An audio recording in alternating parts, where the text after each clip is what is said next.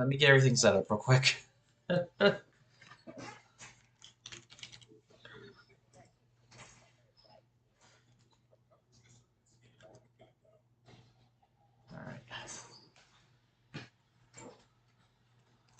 Hopefully everything sounds good. Let me double check if the switch is not recording sound. Hold on.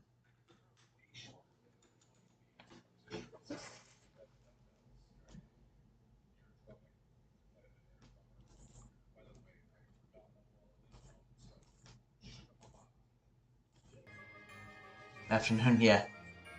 Alright, I think we're good now. Tell me if you can hear the game alright.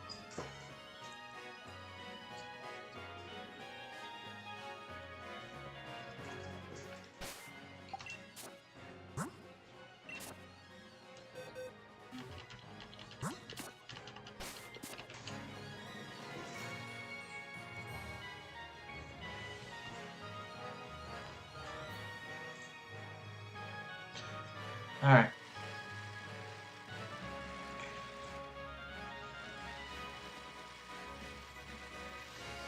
Everything's okay? Good. Okay.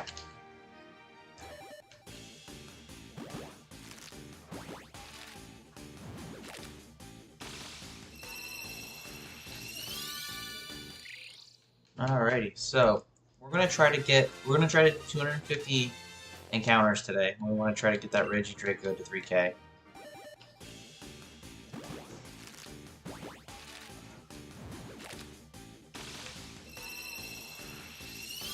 And then we'll hopefully be able to get Klink today. Klink's already over odds.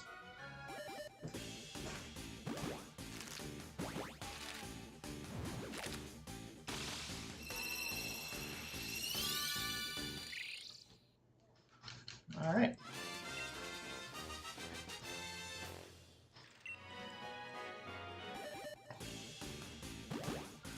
So if everyone's having a good weekend.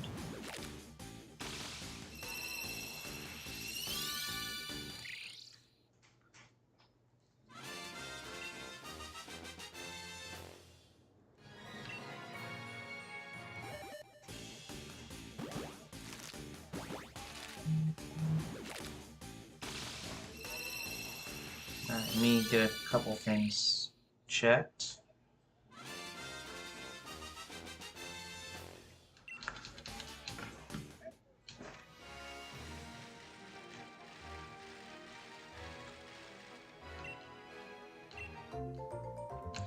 Alrighty.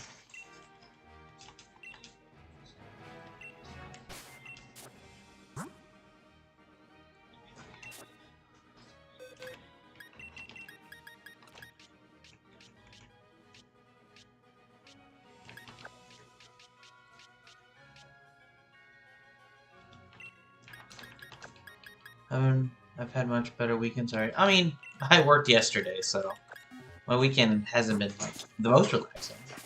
But I got stuff done. I shiny hunted. You know, kind of did me things. Kristen's just taking a nap, which is why I can have both switches right now.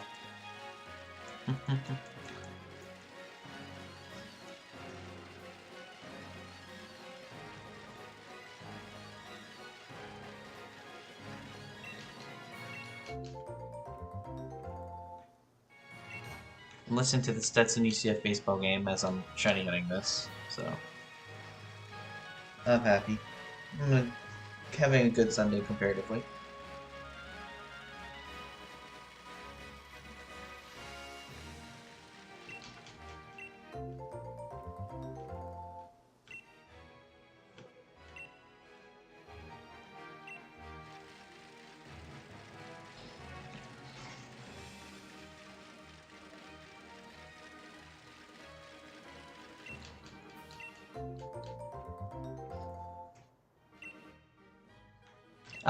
Just started.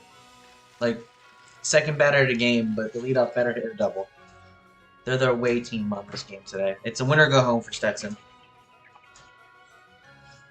They won an elimination game yesterday, so they were in the losers bracket from the second game because they lost to the host because they're the 4 seed in the group of 4.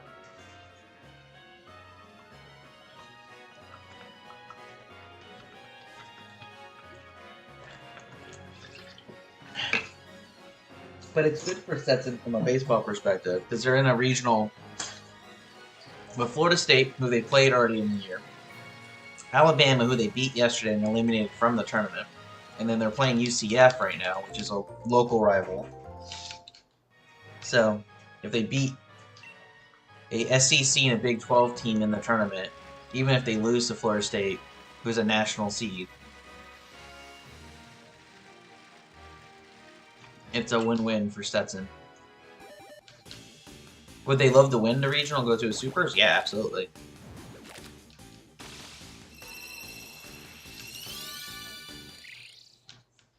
That's the interesting part about college sports, right? There's so much of this, like, baseball is one of those, baseball and basketball, those smaller schools can definitely level the playing fields much more than, like, college football.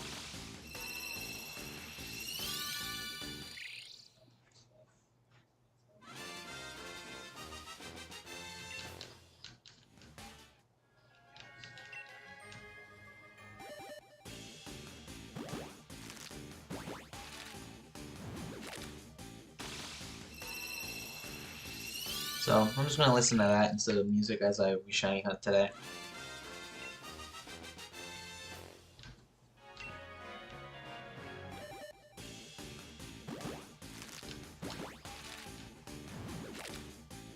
Oh yeah.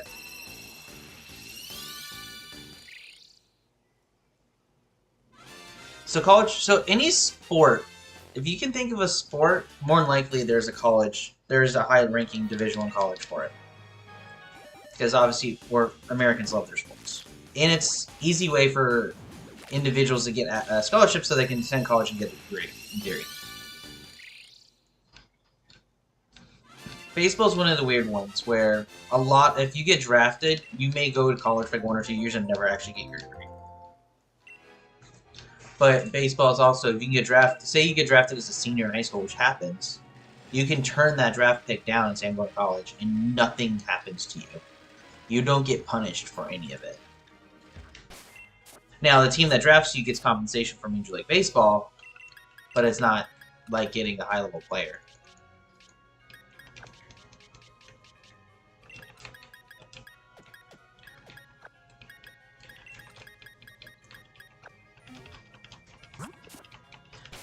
I love listening to college baseball, especially like Stetson's level, because it's not on, like, it doesn't have a lot of commercials. It's not like super big, it's not drawn out.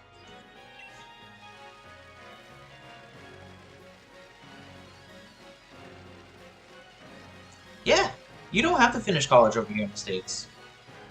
NFL players do not finish. A lot of NFL players, like, if they're, because the NFL requires you to go to college for 3 years. Most of them typically get a degree, but you don't have to. Like, there's stories all the time, like NBA players, when they just have to do the 1 year of college, and they never get their degree.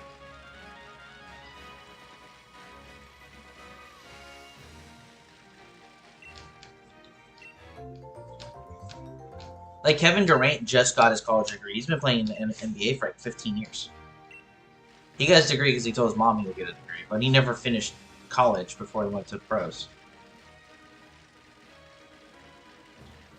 Well, no, you think if a student goes to college, they're going to end up getting the degree, and then college sports is just too much of a business for not to be a thing. Like, in the ideal world, you'd love to see these college athletes getting their diplomas, getting something out of it, instead of just using it as a prep for the pros.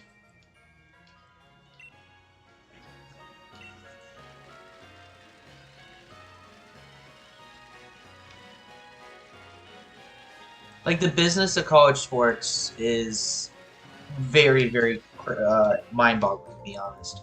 But that's the whole reason why there was that lawsuit that just got settled over here with the NCAA and name, image, likeness lawsuits. Like, these universities were making hands over fist money in some of these players, and none of these student athletes were seeing a dime of it. They were getting a full ride, yeah, but they weren't making money. They were actually Some of them, like, yeah, even though on a full ride, they're still trying to figure out how to pay their groceries. Like, with this name, image, and likeness deals, they can actually make money and not lose their amateur status, effectively.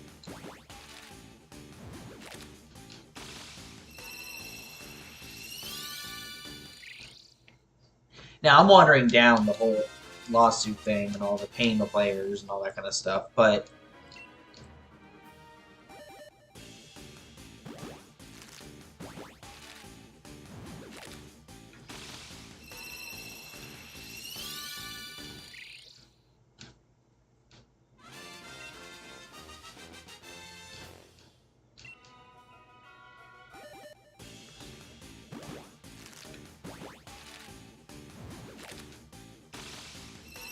no, because it doesn't exist anywhere outside the United States.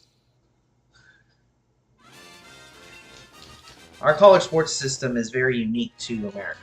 There's no such equivalent anywhere else in the world.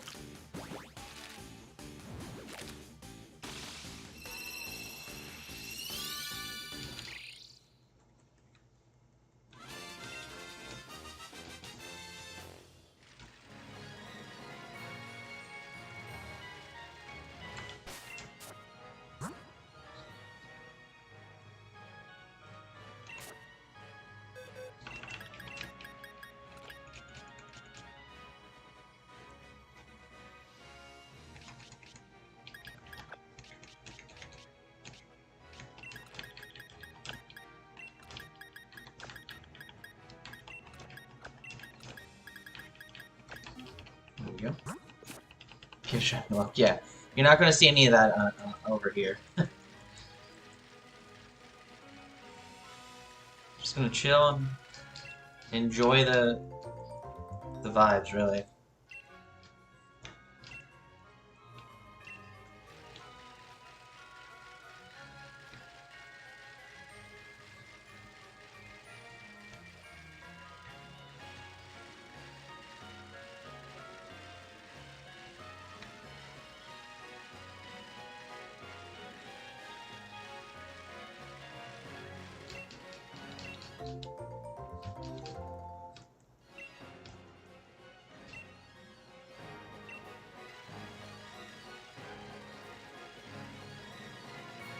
Okay.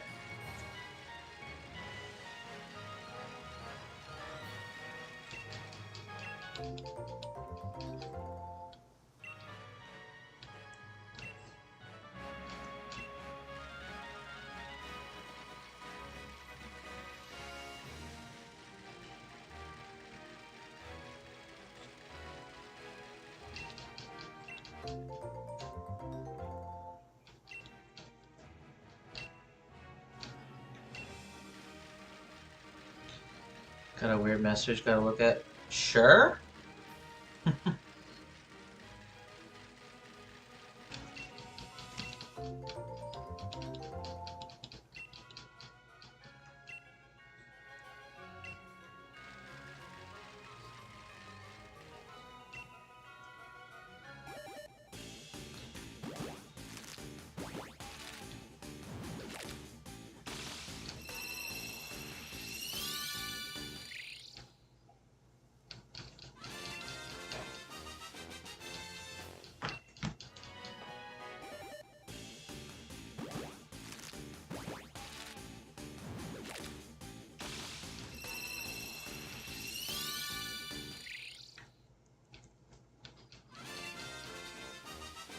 Honestly surprised we still haven't got Klink yet.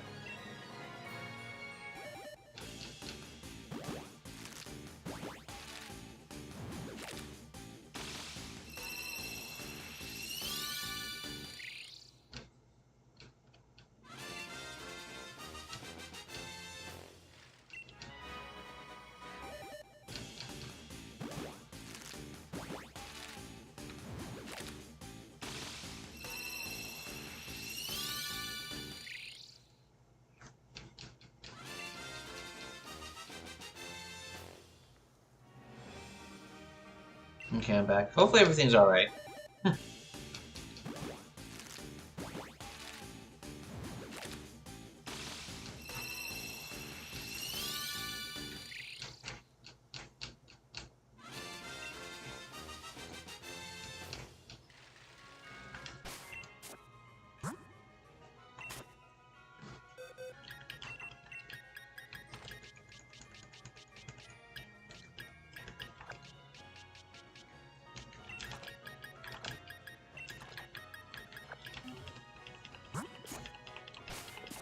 Okay.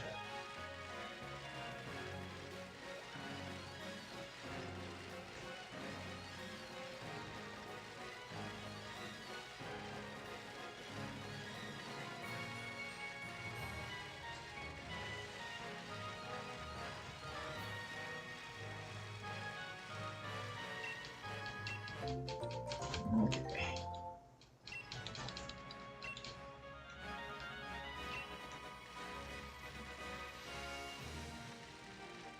It's all good. I thought it was a scam message on Insta, but it was legit from Red Bull Racing. Oh!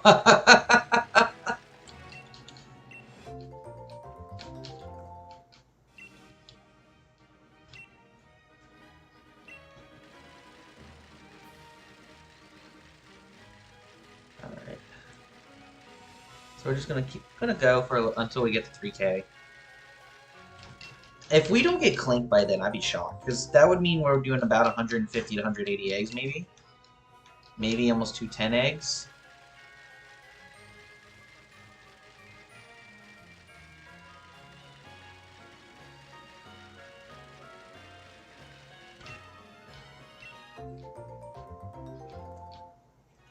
Gotta check these things. I mean, yeah, you should.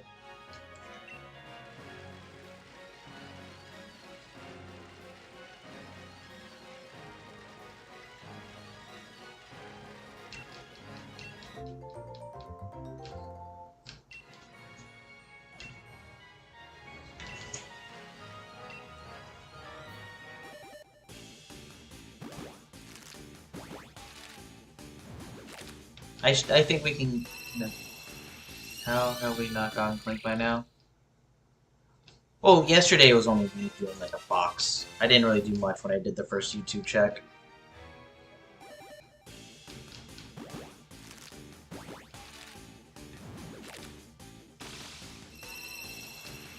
So we'll see.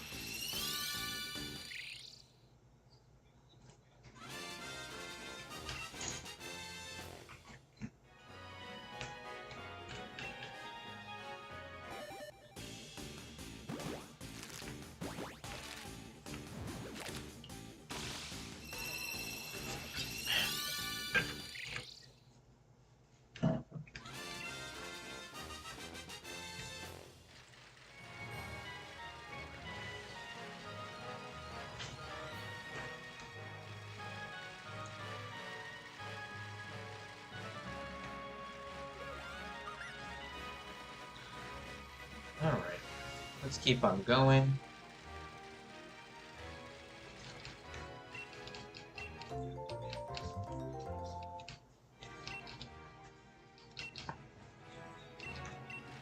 Oop. There we go.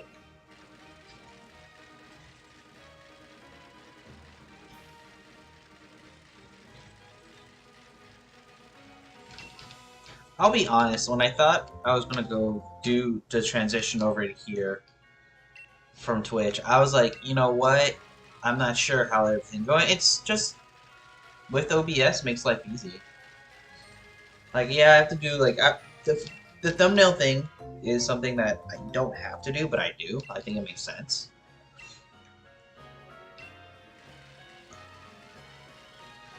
But everything else seemed fairly straightforward.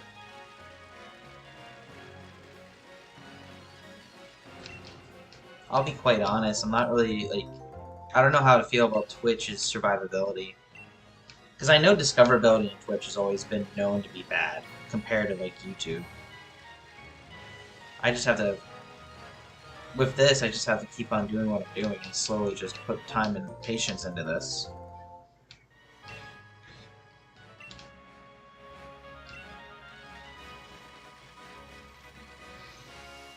Yeah, because, like, obviously with what I do, I can just pick the Pokemon I'm hunting and just put it on the screen. That's easy.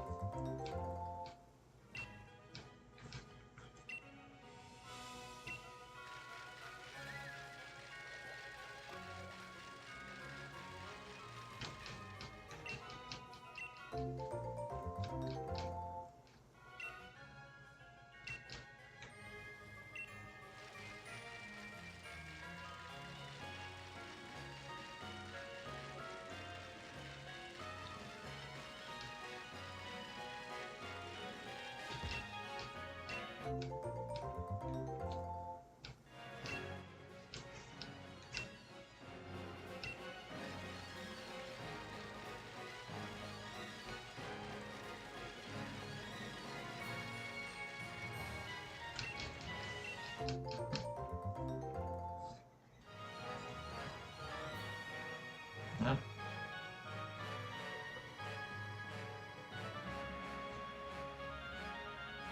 Looks like my Discord just finally caught up with everything.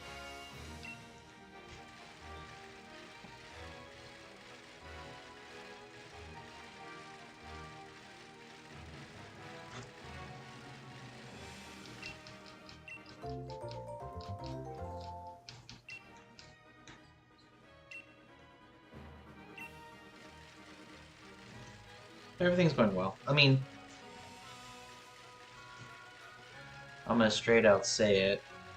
It's gonna be a while until like it's more than just me and like one or two other people. But I felt like streaming on Twitch for 3 years, that's what I was already doing. Only took 25 minutes. Yeah, I was like super confused. I'm like, that's why I did all the posts. That's what it took me so long to actually start hunting. I was like, let me make sure everything is going well because it's not Twitch.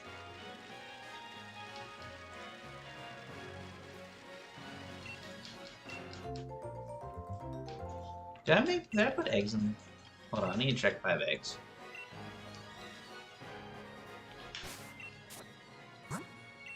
No.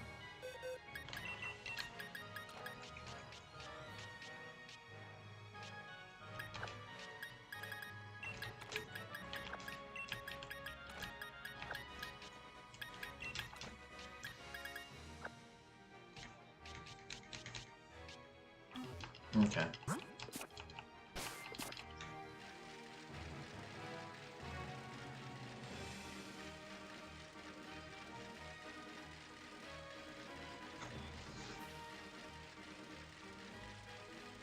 There we go.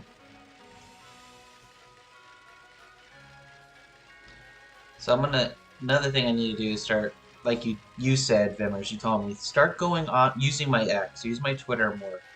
Post and promote myself. I'm going to try to do that a little bit more. I'm going to work on a little graphic that I can post every week that shows the schedule, what channel, because I'm not getting rid of Twitch. I think I'm going to do like 2 streams a week on there and then 2 here. On top of making the videos I would make. So...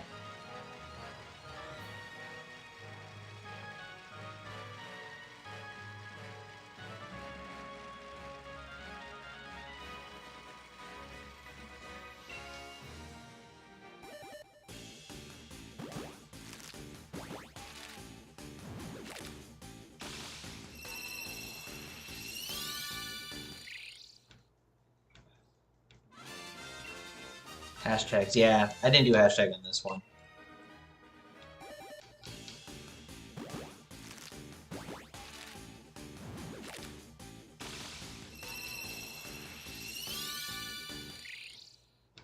I just have to... I'll probably work on that graphic tonight after dinner, when Kirsten goes to bed.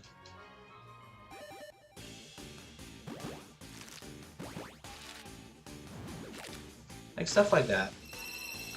Slowly work on building up the skills.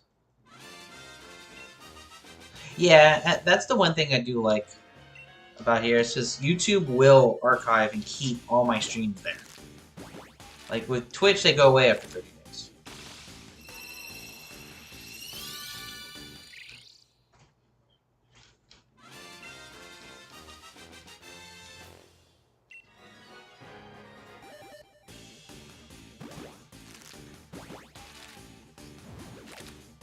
So, we'll see.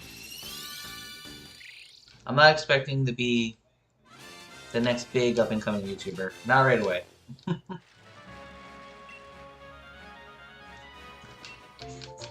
Alright.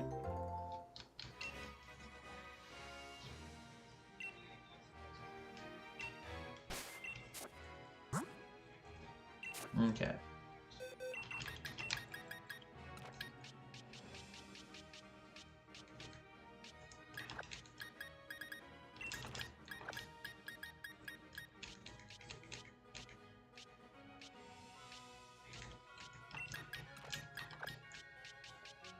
Dev for Hollow 5. Nah, I'm good.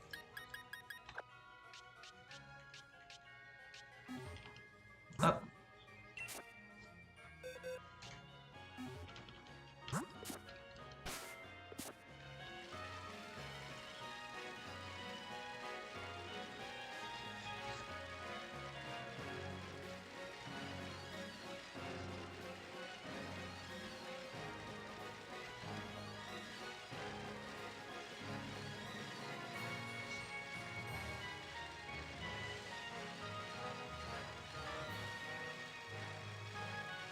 Okay.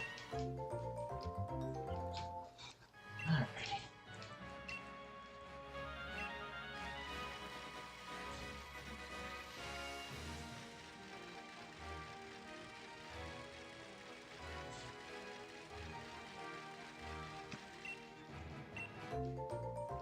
Oh.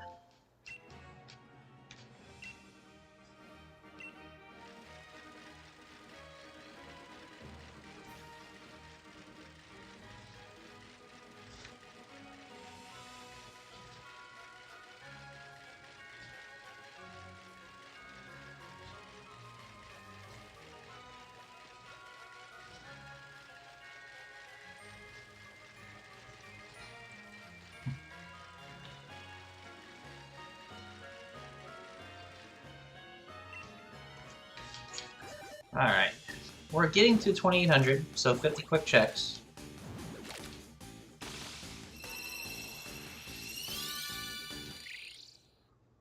Nothing too crazy.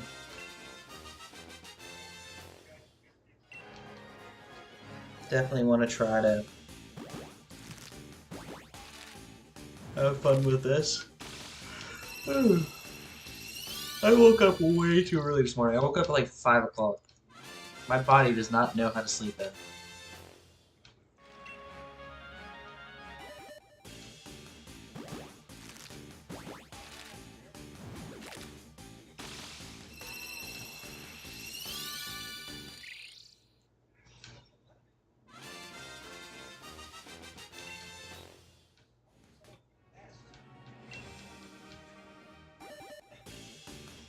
Shining for Andre 3000, I hope.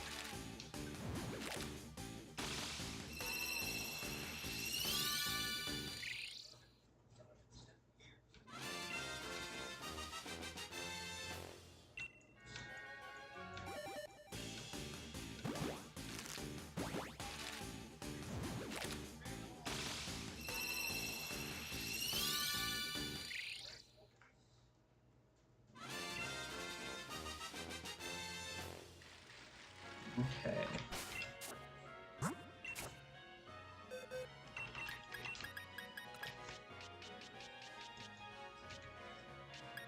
Alright, go to box 9 now.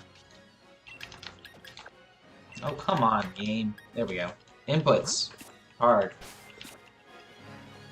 5 AM is too early.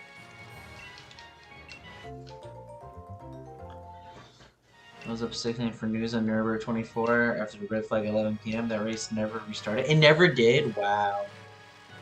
That sucks. All because of fog?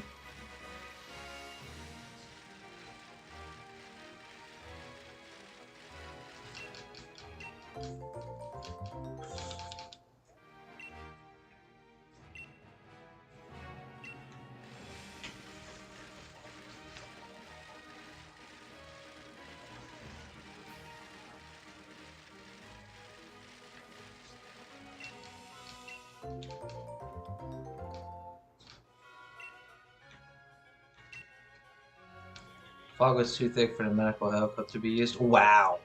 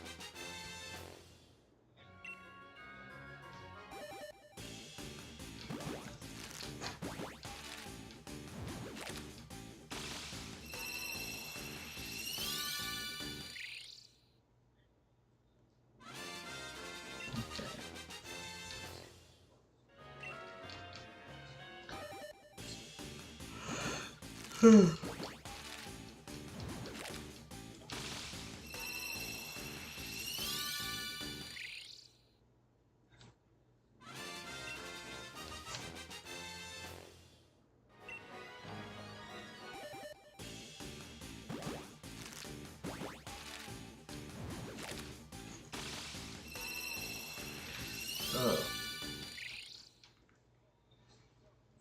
Okay.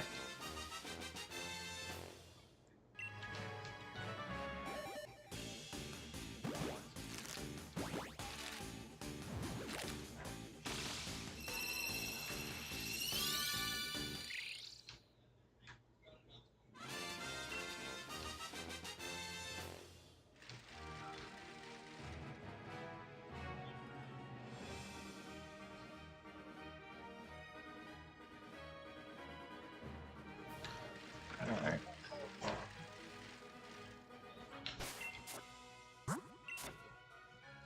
Give me 1 second.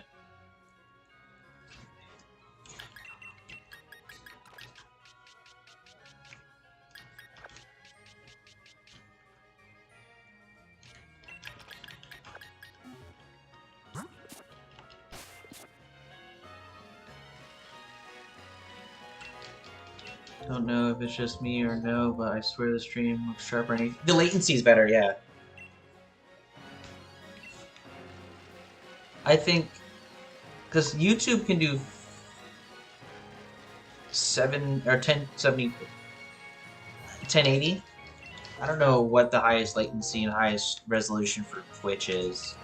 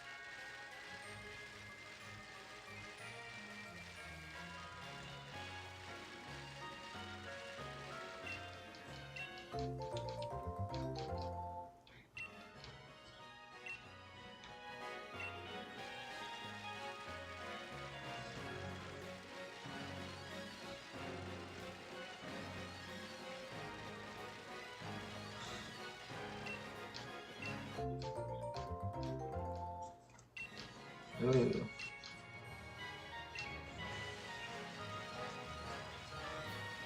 Let's go, let's go, let's go.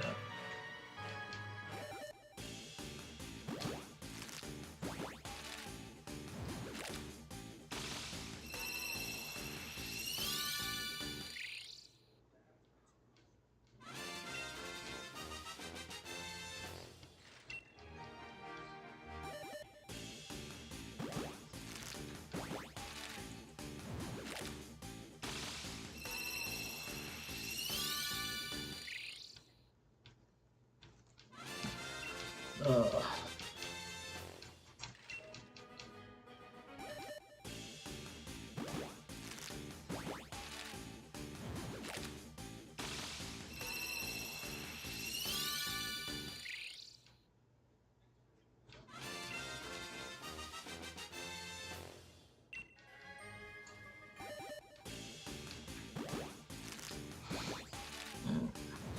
I'm slowly waking up. I've been up probably way too long, but oh, I'm tired. I should be napping with Kristen, I'll be honest. But I really wanted to get a good stream in. New event, yeah, new event started yesterday. And then you have new season spawns mixed in with the event.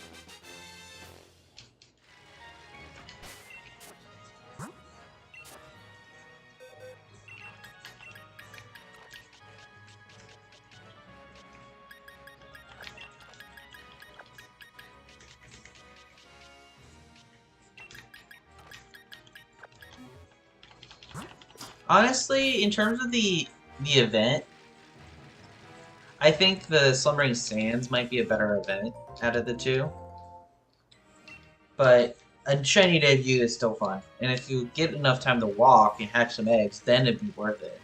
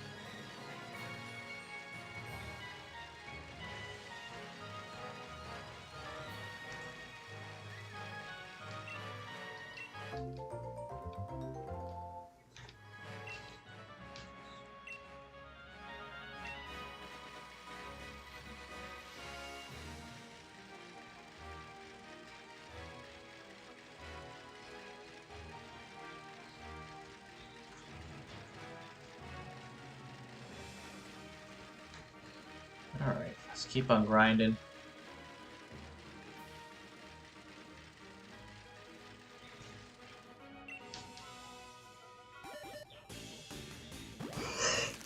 Like, I haven't really done much the new Pokemon Go event, just because it started on a Saturday.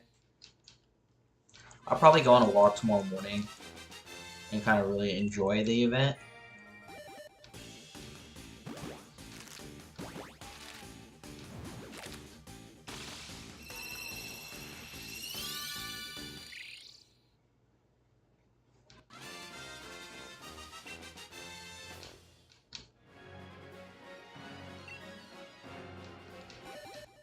I'm on the 4th step of the Master Ball research too, so I have to get 50 excellent throws, which won't take long. I just have to go on a couple walks to get them.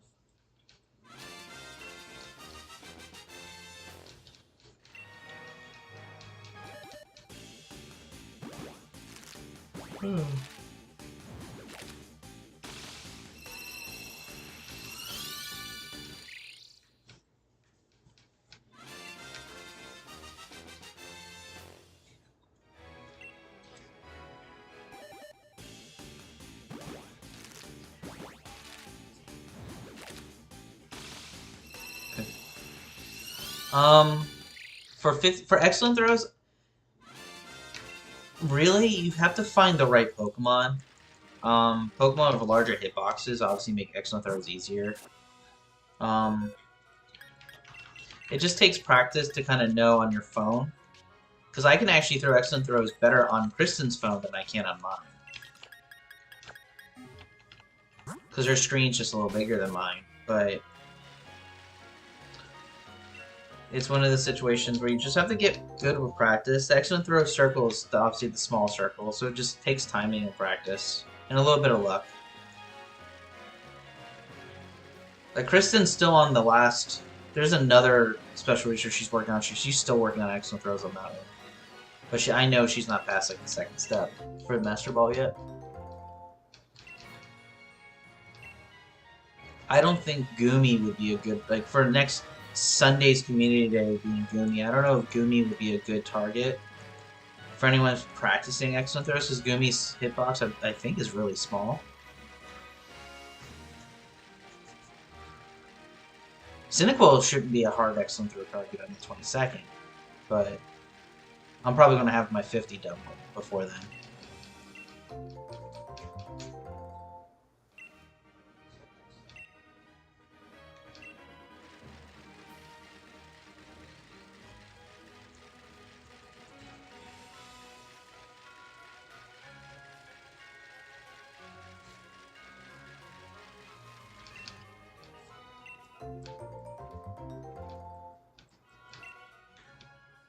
Stetson just hit a home run to take the lead in their game. Which is why he saw me pump my fist. Community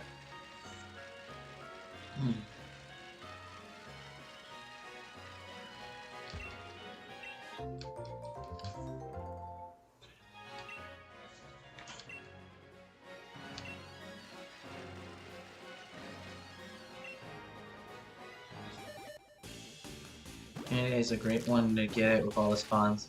Yeah, Gumi Community Day is next week in the 9th.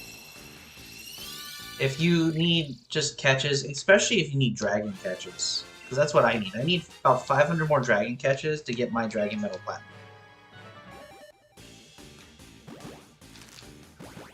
So, like, I'm going to be trying to get about 150, 200 on the Community Day. I don't know how long Kristen wants to go out for. But then Noibat's also a spawn in the next week's event, the Slumbering Sands.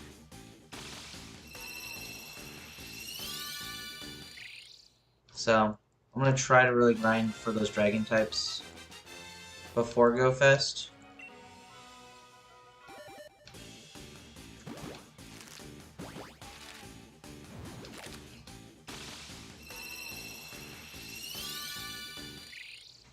So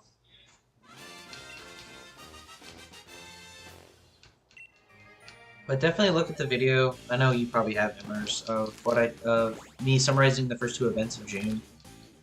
I'm with GoFest Sendai starting this weekend. We're really in the beginning of GoFest season, where between now and the middle of July, and maybe even a little bit after July, depending on if they do any Ultra unlocks, which they usually do, it's going to be a lot of just like Pokemon Go jam-packed, very loaded like events. The bonuses may be to your preference. Like, I'm not a fan of the egg bonuses because it just requires you to hatch eggs, and it's not giving you quarter or half distance, which would make hatching eggs more enticing. But I think the double experience for Slumbering Sands is a really good bonus for those who are just trying to do just trying to grind a little bit.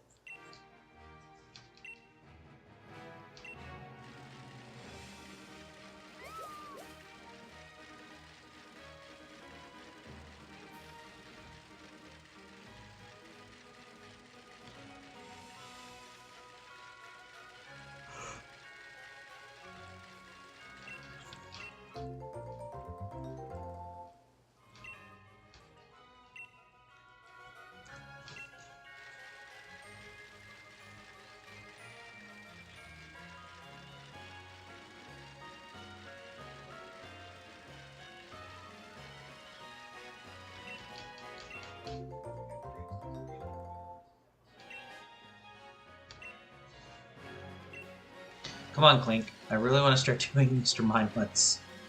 Or Frillish. If Klink goes any more over, like significantly more over, I might do Frillish, because I think Frillish would be a quick hunt. Because a lot of averages. Oh yeah, Necrozma's not designed to be something where you can do... I've seen someone duo Necrozma, but I think Necrozma's going to take about 3 to 4 people and properly countered. If you don't have a lot of proper ghost or dark counters, then probably closer to 5 to 6. GoFest, with it arriving in GoFest, I think there's going to be more people than normal playing, so that weekend, that second weekend of July, probably be your best chance of getting the Necrozma.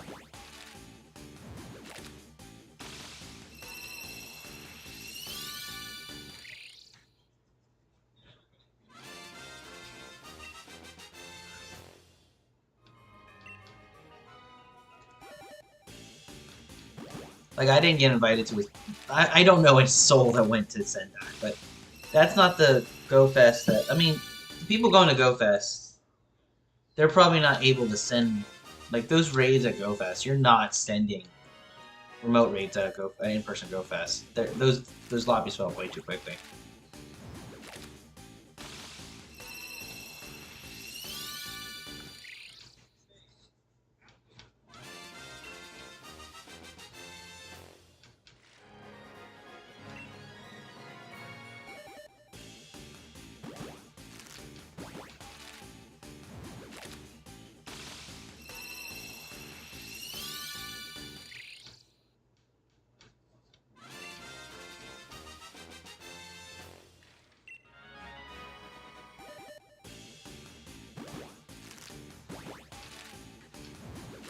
No, not at all. And even during Global Go Fest, maybe on the second day, you might be able to get into some, but not the first day. Especially depending on who's sending invites to. Like, I'll straight up tell you, I won't be able to send any remote invites on my first day at Go Fest where I go. That park's gonna be packed.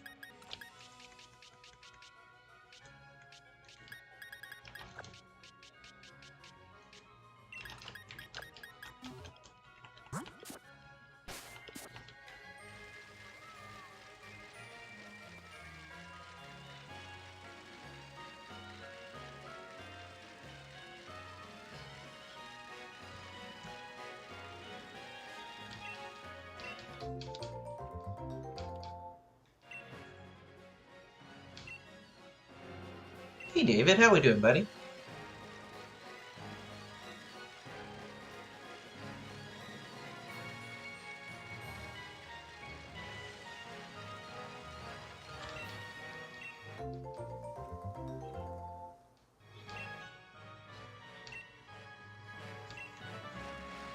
Hopefully you're having a good weekend, man.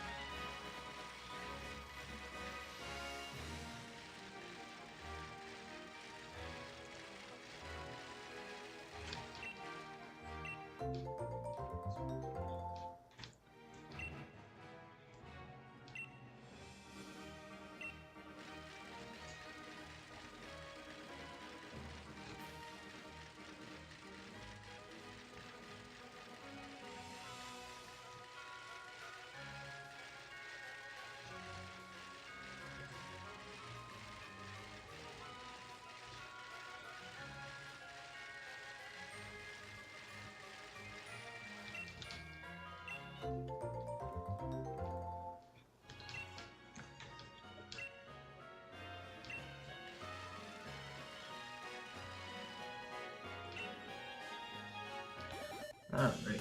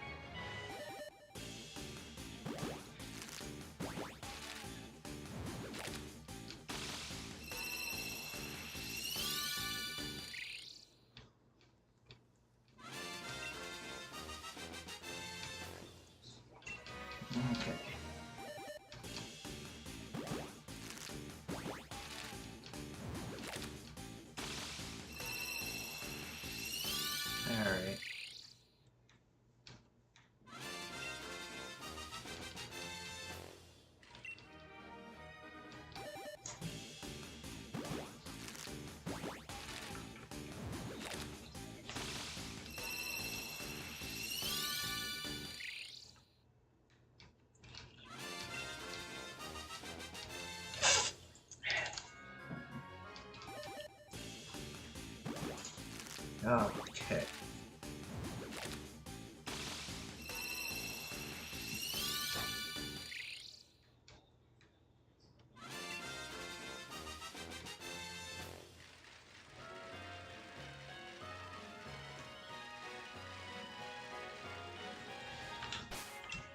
There we go. Hopefully we get a shiny today.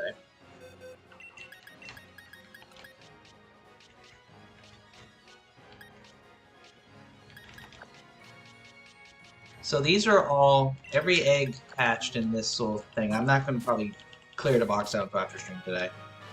Are overawed eggs.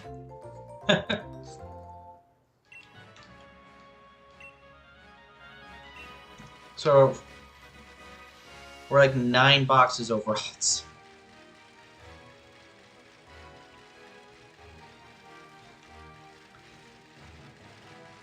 But we're just trying to grind and get this Regidraco. Next, once we get the Draco, we go to Lecky.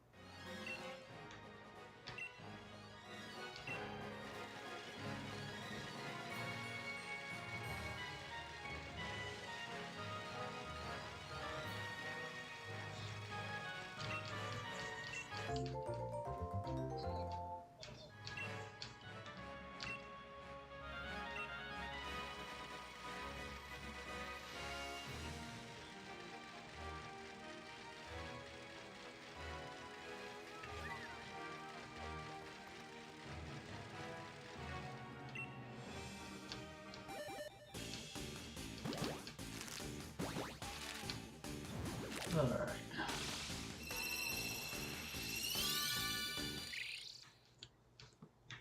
Let's keep on grinding here.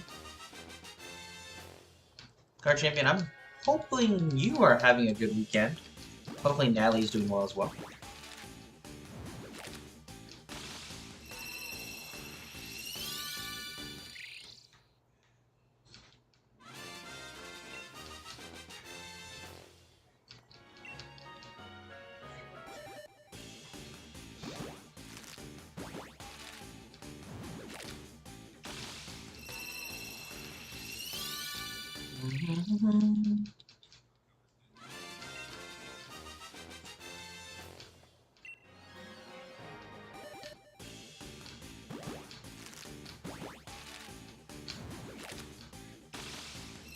Next weekend, I'm going to be I'll be streaming a little later in the day on Saturday. Probably later in the day both days. I'll probably end up doing evening, afternoon streams on both days because Saturday morning, Chris and I are actually going to go to a closed practice for Orlando City because we got invited because we're a season ticket holder. So it's a season ticket holder only event. So we are going to go down to their practice and kind of be able to meet some players and hopefully get some autographs and kind of enjoy that. It's at 8 a.m. Kristen did not know that when she signed. She goes, "Let's do it." I'm like, "All right, go for it." So it's at 8 a.m., which means we have to leave like here at like 6:45, 7 o'clock in the morning.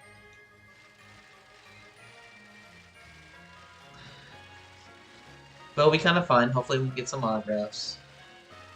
Yeah, we have a bye week next week, which is why it's next week. We don't have a game on Saturday.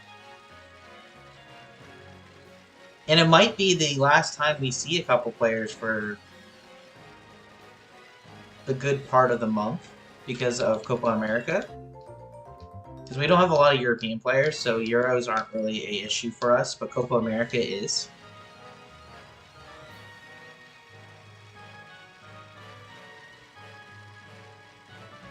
And on the same day is USA versus Brazil. So I am more than happy to stay away from that part of town. That stadium's gonna be bonkers busy for that pre-tournament friendly. More of like a warm-up match for both clubs.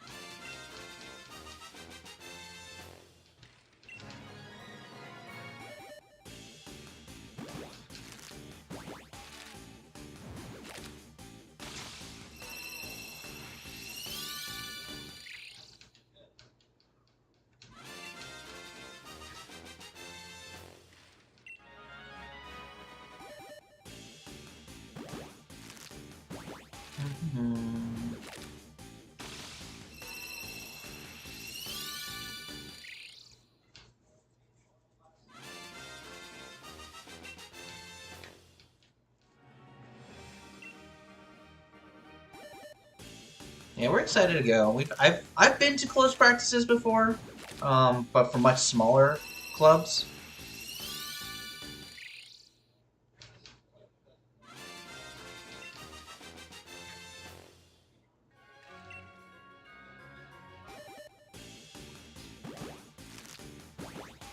So yeah, we're excited for that for next week.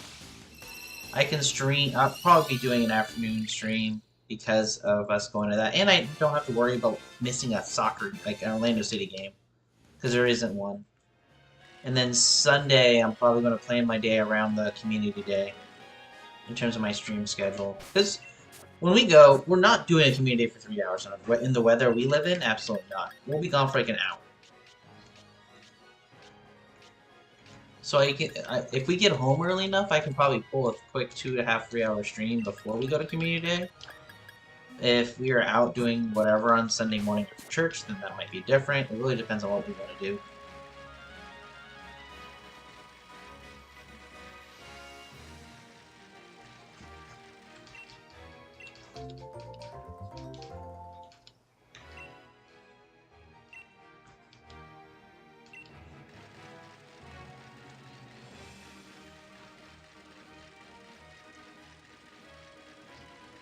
So, we'll see. I have no idea what my weekend's gonna be like in terms of... That's the general game plan. I will figure it out with Kristen before I make the graphic for the week.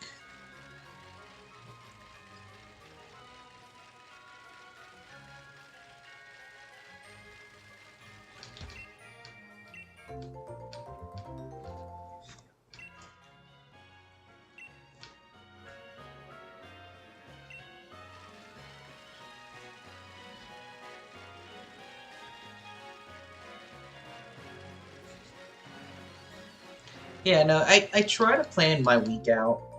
And I try not, obviously I'm not planning like hour by hour, but I want to know generally what to expect. That way I can plan life around it.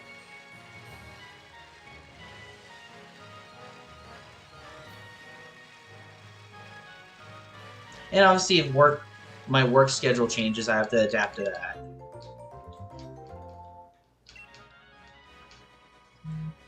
But my work schedule shouldn't change too much. Not this week, at least. Once we get into, like, July, my stream schedule is going to be drastically different because my work schedule is going to be erratic as heck. But that happens every summer. For those who know me and my life and my career, the summer is just a busy time for me.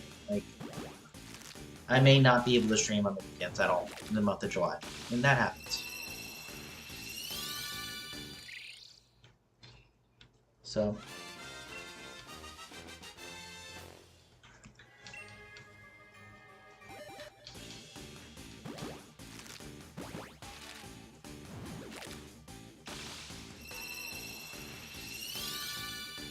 I am excited for my trip in July. I'm gonna go to Canada for a week. I haven't been to Canada since I was in middle school. So it's been almost 15, 18 years. Now, I've seen my family since then. They've all come to Florida, which is a great part of living in Florida. People come here because they want to go on vacation. But I've never gone up. It's been a while since I've gone up north and saw my family up north. But it's gonna be fun. We're gonna go to be in Toronto for a day and a half, watch an Orlando City road game against Toronto FC. And then I'm gonna go to Newfoundland for 4 days and see my dad and kind of just be more or less be disconnected. I'll probably do a little Pokemon Go. Maybe go on a nice little Pokemon Go walk. I'm gonna try to take my camera with me to see if I can get some good footage. I don't know if I'm gonna be making an actual video like for an event or anything. If I do, that'd be kind of cool, but I would more or less want the footage because my dad lives like in a very, very like he lives in a cabin, like which is called what it is. My dad lives in a small cabin, so he legitimately drives like a couple miles down the road to the corner store to get his groceries and stuff. Like he is super rural, and he's like, yeah, while you're up there, I can give you the ATV so you can just drive in the ATVs in the backyard. I'm like, what? You have this much land? He told me if I find a trail or find like a park nearby, I can just take his car and go drive up and just go on a hike for half a day. He's like, go do that. I know you don't get to do that often. And it's going to be beautiful. It's going to be absolutely beautiful because the weather is going to be great. He wants to take us on a boat, go fishing in the Atlantic.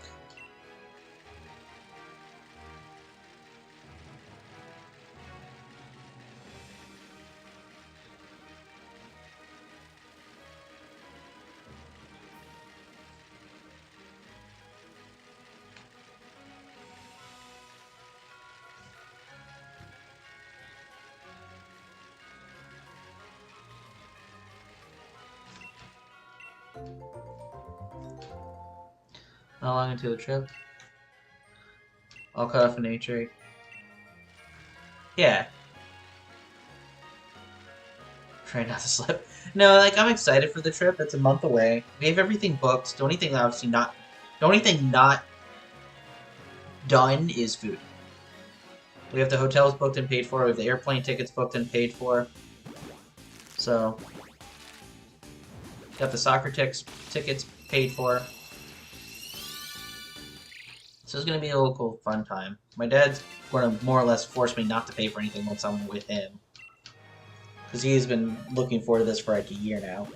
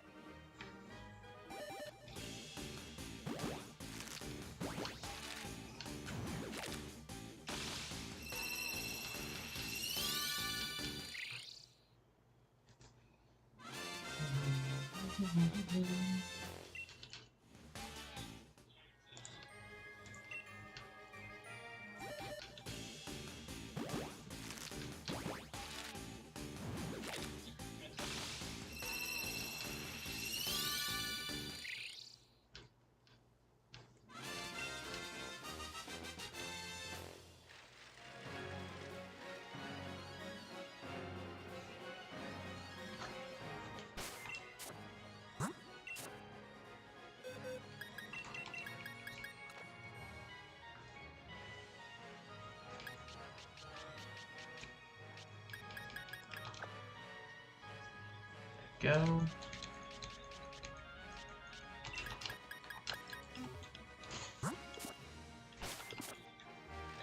There we go, there we go. Check a couple things as we do this.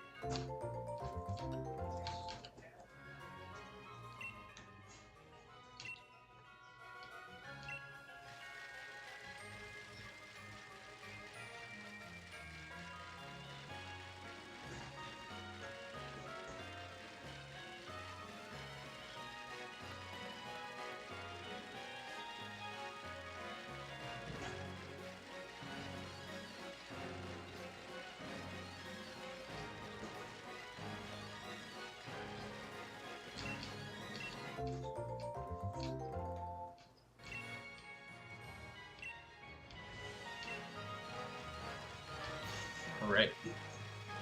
We're almost at 100 checks on the day.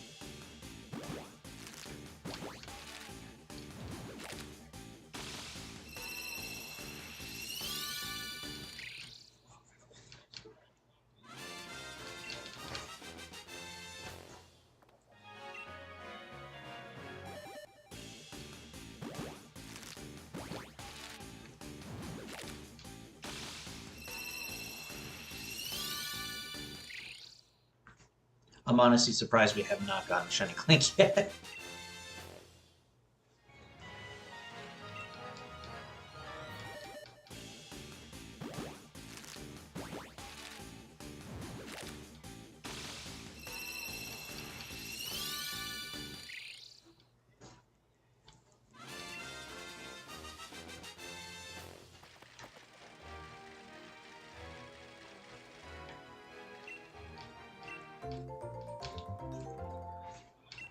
Alright.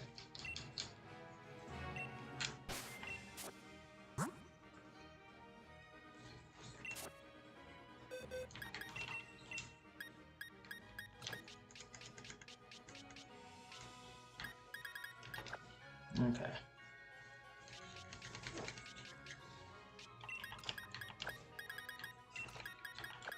There we go. Let's keep on going.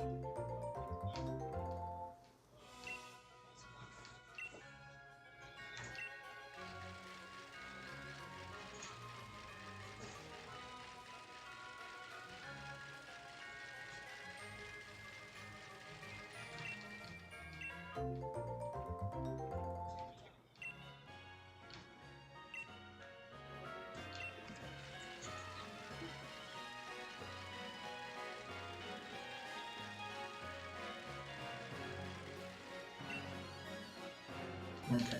Will we get a shiny Klink?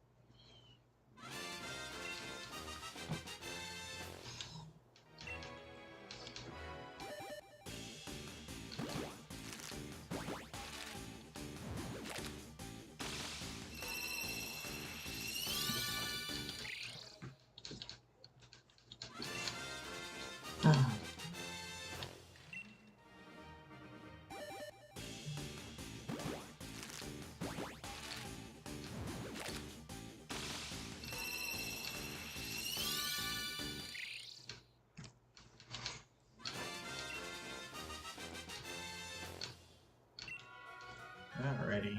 Keep on going.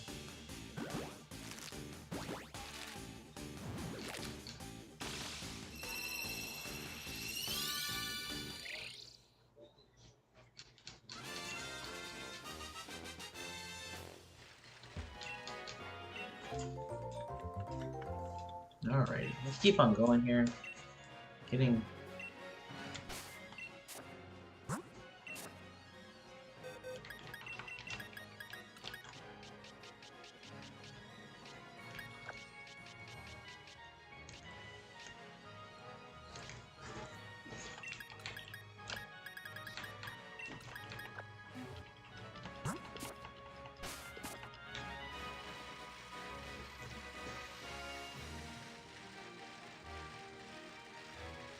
Okay.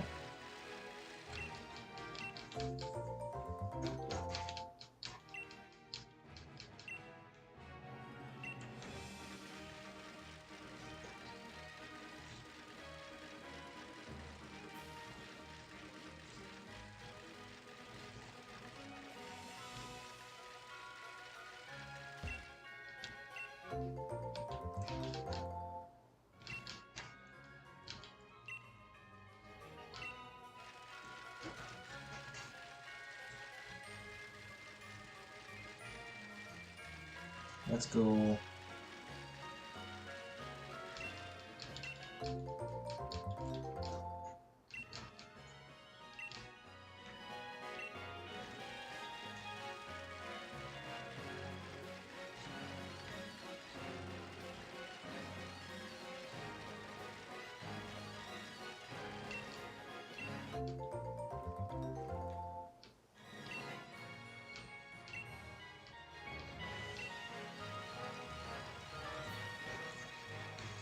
Alrighty.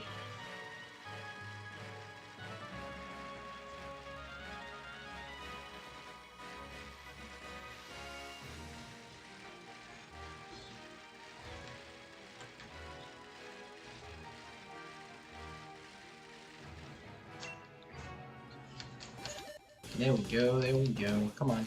More eggs.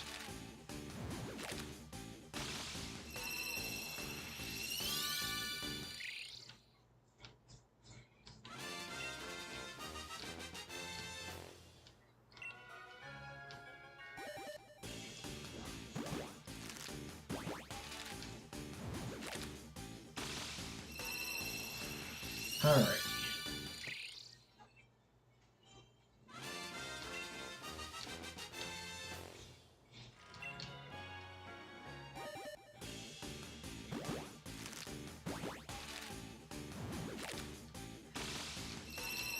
Let's go.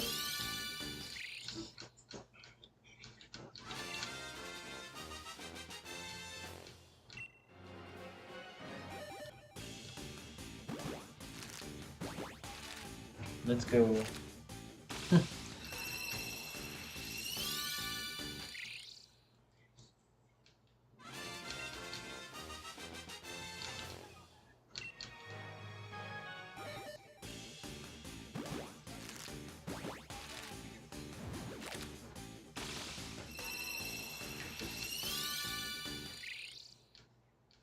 There we go.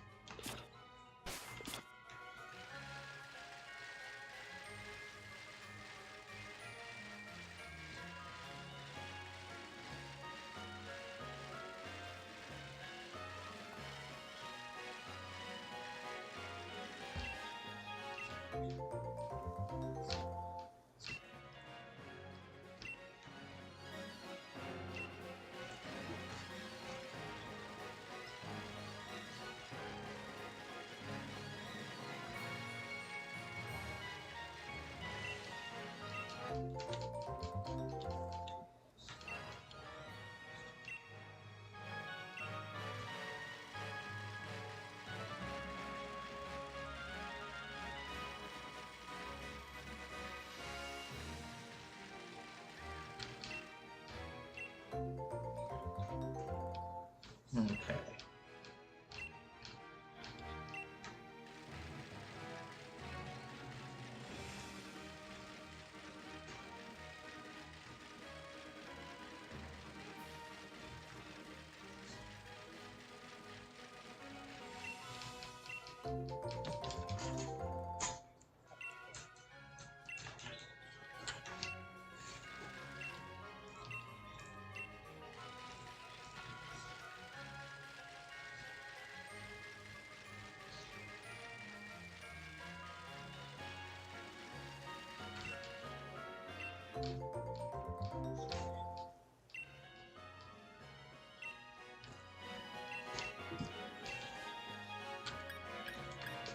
Okay.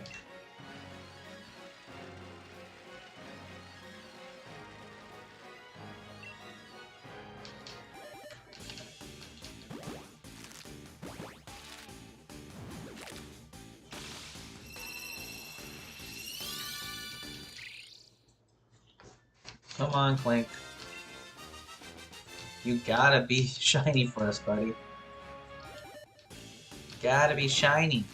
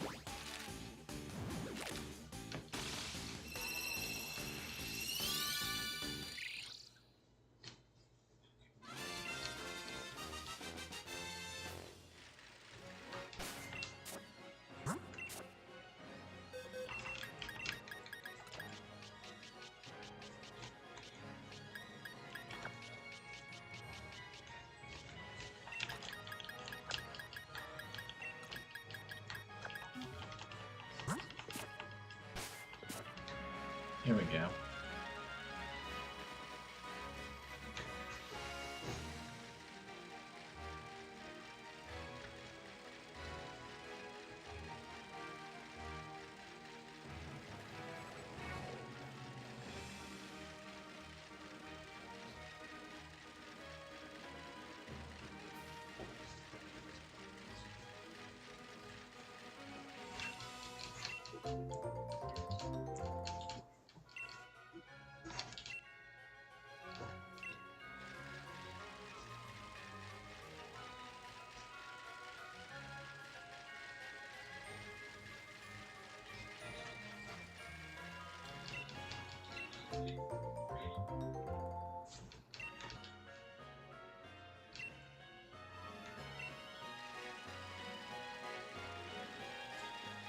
Boom, boom, boom, boom, boom.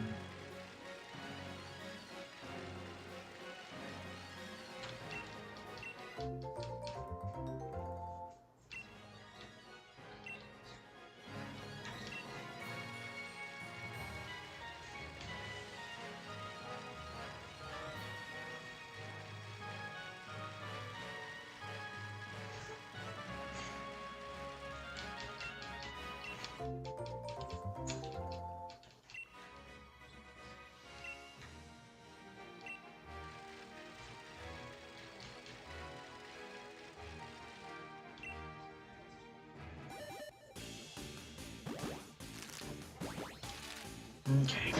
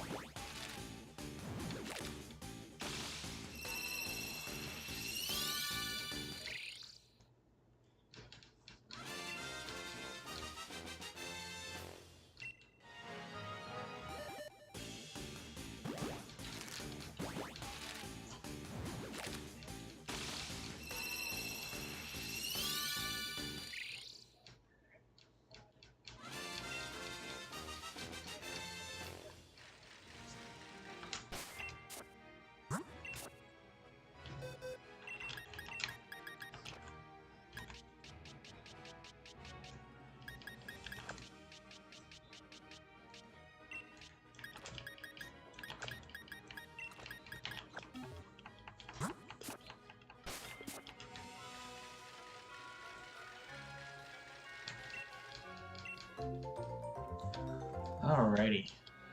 We'll just keep on grinding. The Klink just does not want to be shiny. Even if it being Masuda method, like...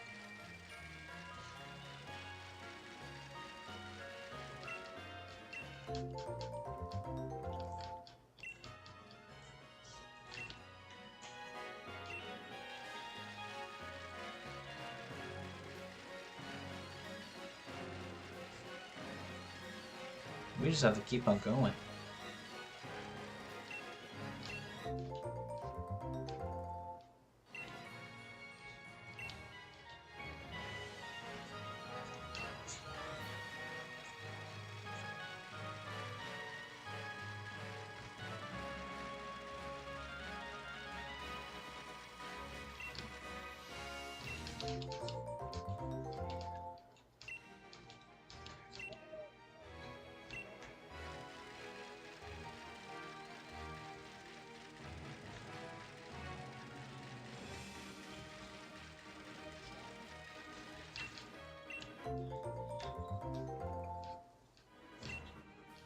Ba-da-dum.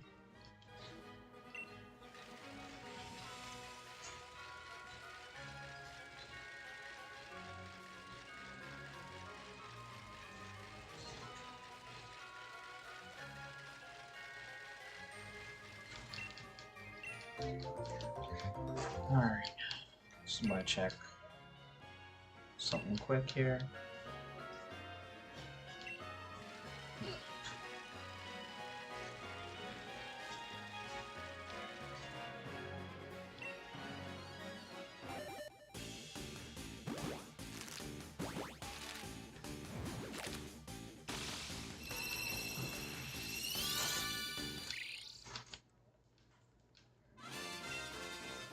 Let's go.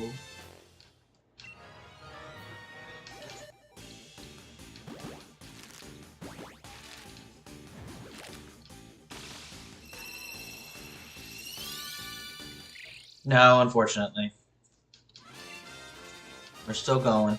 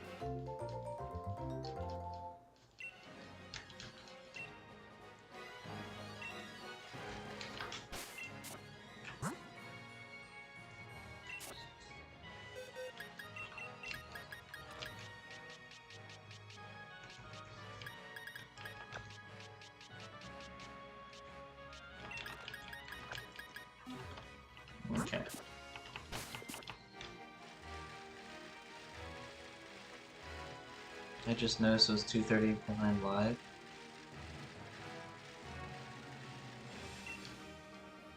Oh, did your live not get feed up?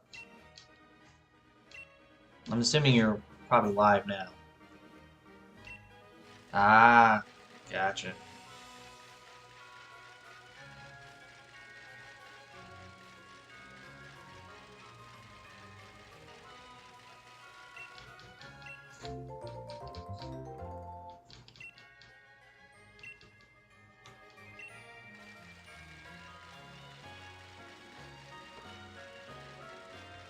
I'm live now. No worries.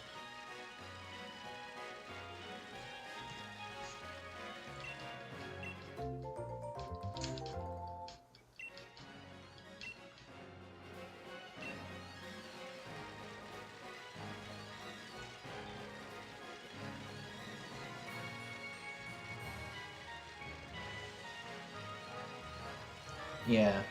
I'm like going through this. I'm thinking, I'm like, my Gen 3 decks. I'm like, I do not want to touch Clearance Ball right now. I'm kind of hoping I get 1 or 2 from Go from the season. I was like, yeah, I don't want to deal with that right now. So I'm gonna go back to Blipbug and kind of just do that kind of crap for now.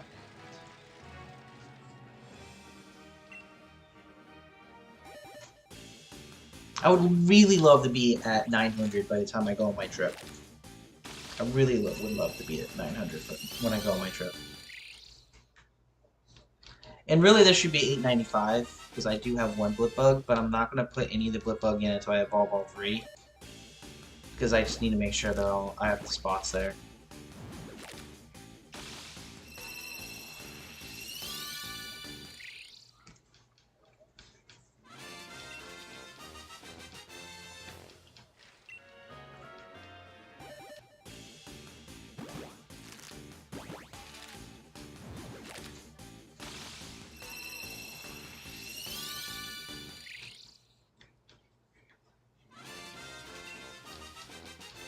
Yeah, it is. It really is. So I'm shiny hunting at night after work. So what I do every day is I check my Brilliant Diamond. Setson's up 2-1, bottom of 6.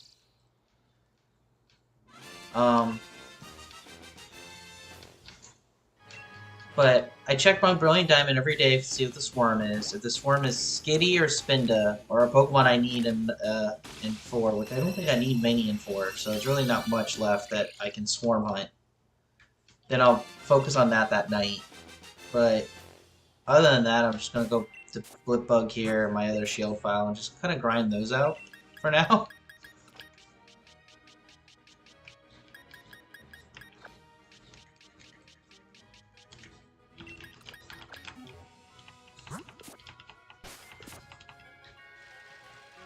There's a very real possibility the Setson game will finish before I get to 3,000 checks.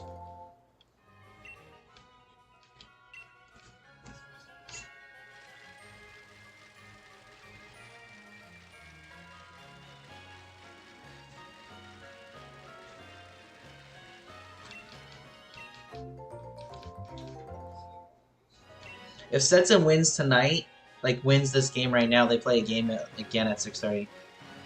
Yeah, I'll need 2 more, and I'm about maybe halfway on odds on the second one right now. I'm about 300 in on that one.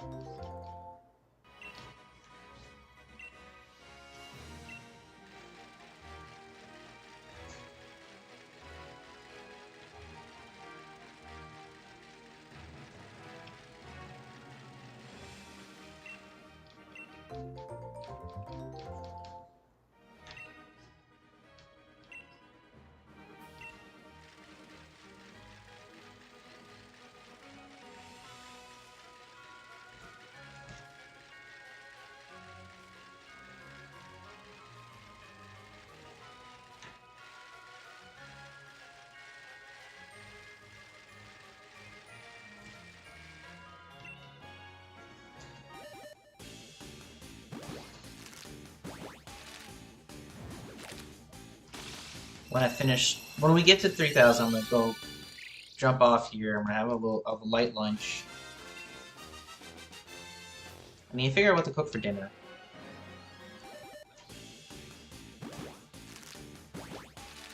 Part of me wants to make tacos. Yes, I have basically the second new one and then Gigas. And you can't shiny hunt Gigas in this game until you have you need all of them in your party, and I don't want to shiny hunt Gigas until I get the other 5 first. I think you can get Gigas, you can shiny hunt Gigas and BDSP in resets, but I'm not doing resets in BDSP anymore. They take way too long to load. I have to double check if we have taco. Well, I know we have the tortilla shells. I know we have the sour cream and the cheese and all that stuff. I need to figure out what proteins I have. Because chicken tacos don't sound too bad.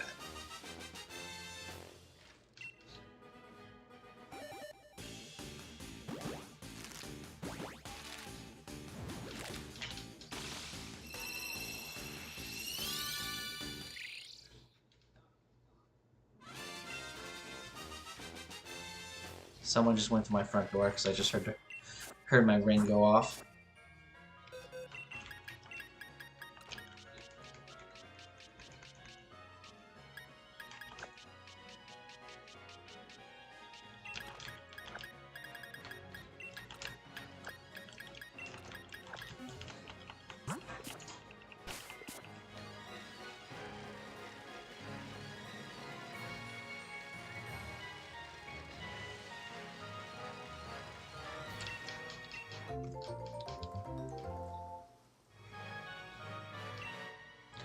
Honestly, it's probably Amazon. Because they didn't ring the doorbell or anything. Because I would hear the doorbell ring.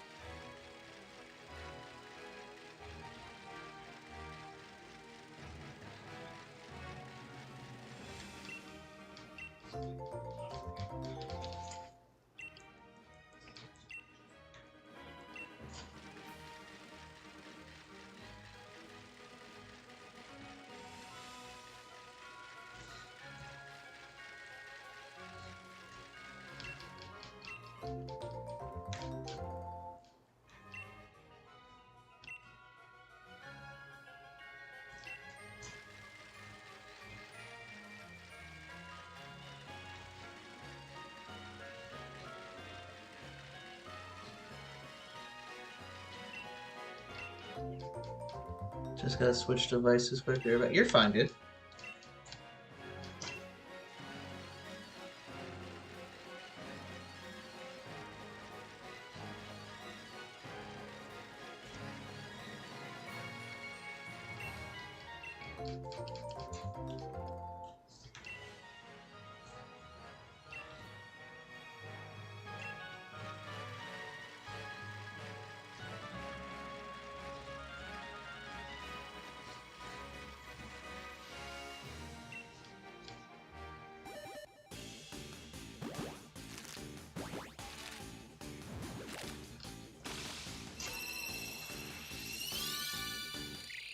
After this batch of eggs, I'm gonna go see what was...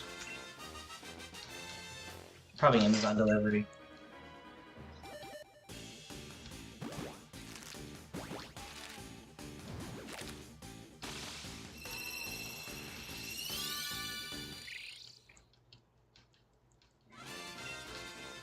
Got an iPad for some nice. One of the few times I'll approve of Apple.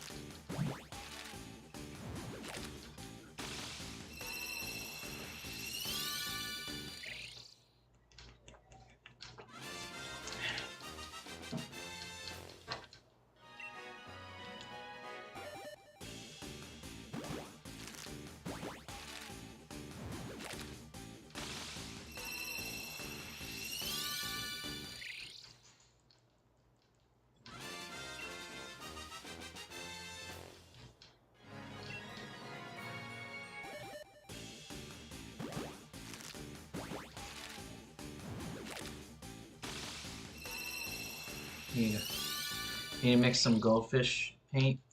Goldish paint. Ah!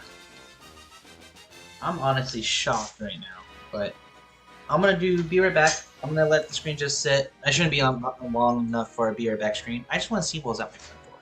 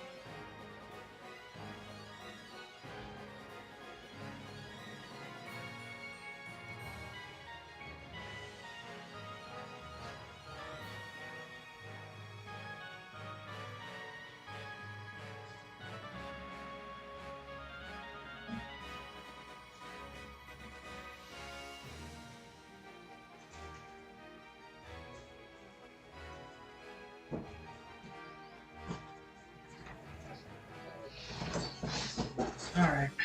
Money chair. Will Alcon score points in Canada next week? Is Alcon going to even be racing in Canada next week?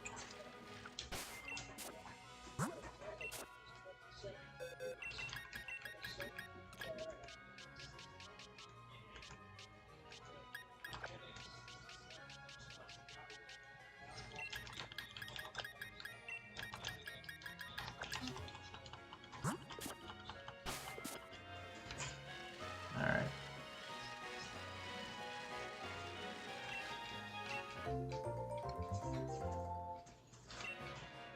Yeah, he is confirmed. Okay.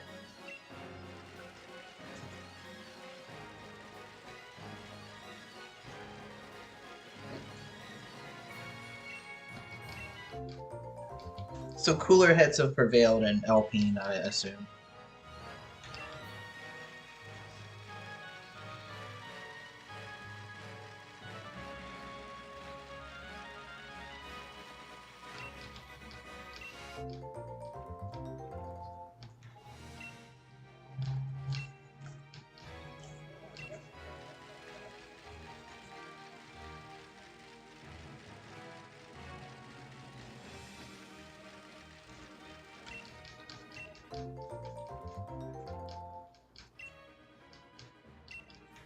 Okay.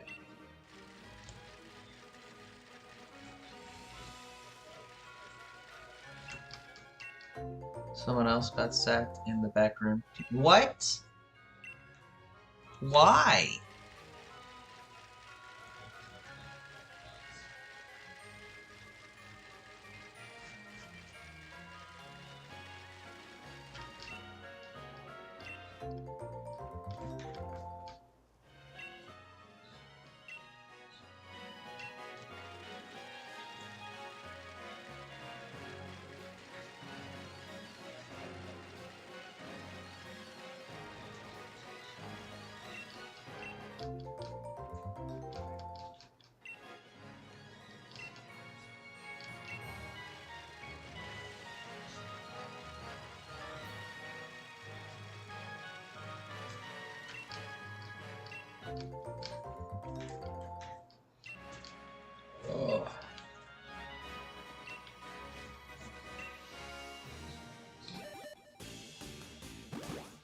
No idea he was with us during our 05.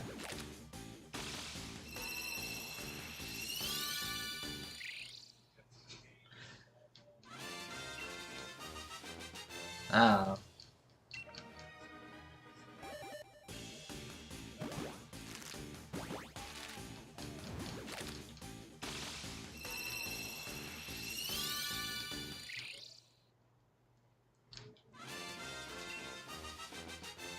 Alright, 2,900 checks.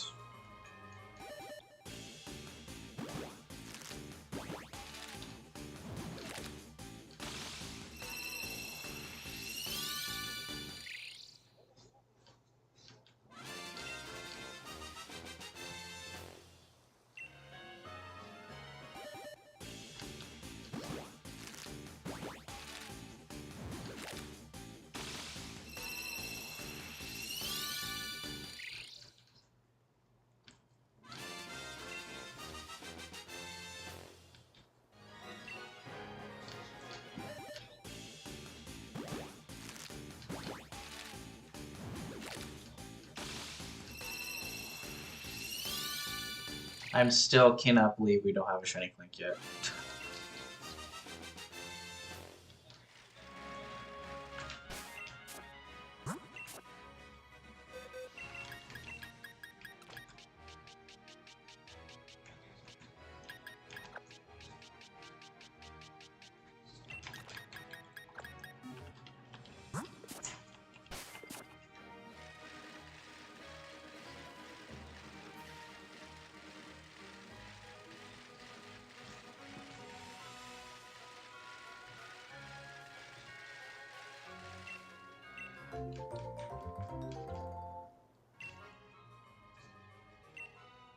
Masuda being rude again, yeah.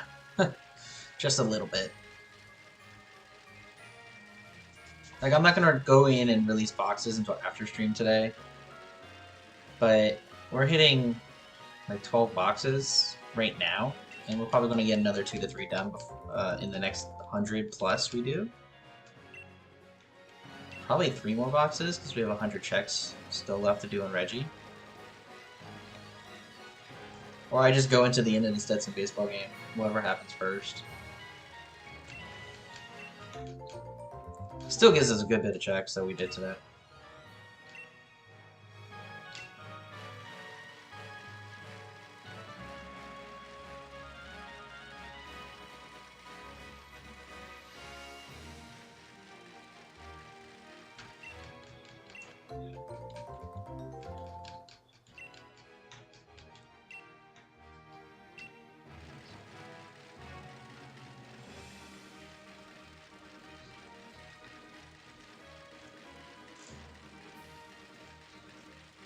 Yes, top of 7.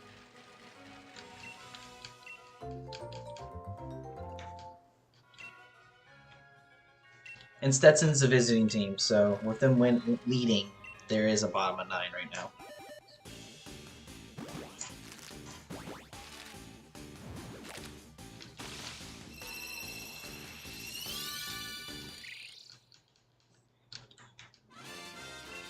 You understand baseball a bit.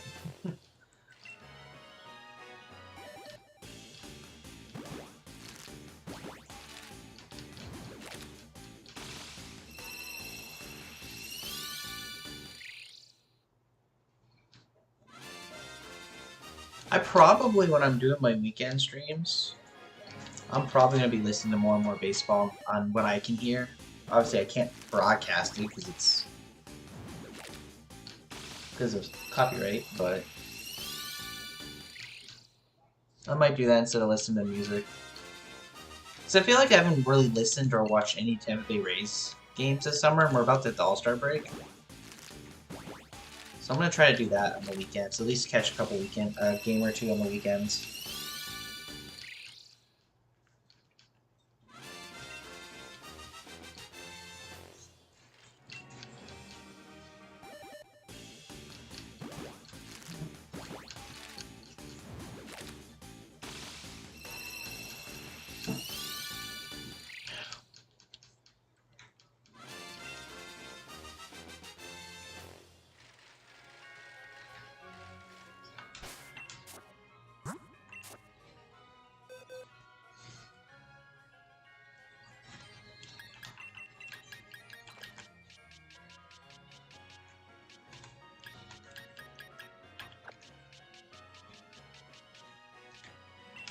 Actually, we're only in box 11.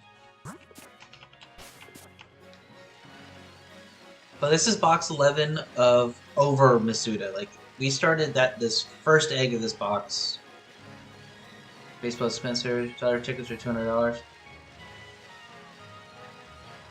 I mean, a Tampa Bay Rays ticket's maybe $25 if you want an outfield seat. You can spend at like 50 to 75 on decent tickets if you want. But Tampa Bay Rays have historically been known as one of the cheaper teams. The fan experience, owners really care about fan experience for concessions. The owners have really made fan experience a top priority, where like parking is capped, like parking is not super expensive, concessions are not super expensive. They want like a family of 4 to go to the game and not drop a whole bunch of money. But that's what Tampa Bay does, but it's what's considered what we call a small market team. The Dodgers are in a large market, so they can afford to do whatever they want.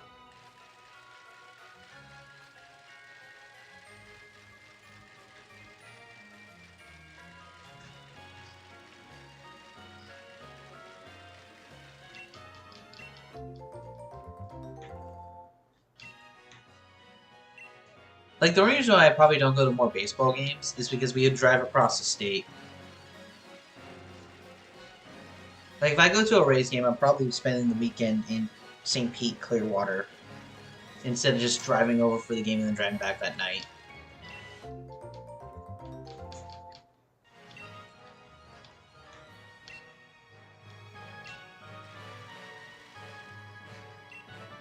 But also, the Dodgers are a ticket because they are the favorites to win the World Series this year. Their team is stacked. Tampa right now is dealing with the most mid-season we have. We're on a fairly long losing streak. We're going to flirt with 500 all year. We're going to be the 4th best team in our division, which arguably you can argue is one of the best divisions of baseball. There's minor leagues in Orlando, yes. The Florida, I'd say Bullfrogs, I think, but I haven't gone to minor league baseball often.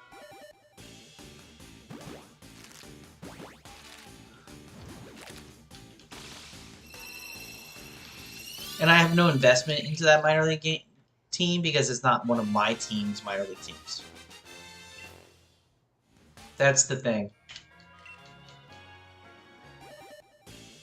Oh no, I wouldn't go to the Dodgers. Like, Kristen and I, we always say every year we want to go to when the Chicago White Sox come to town. But the White Sox always come to town like during our busy times, like either in April when she's finishing up her year, or in the middle of the summer when I'm finishing in mine, and I can't take a weekend off. And sometimes it's even middle of the week. I'm like, I can't do it. But we might be more serious about it next year now that we're kind of settled with everything.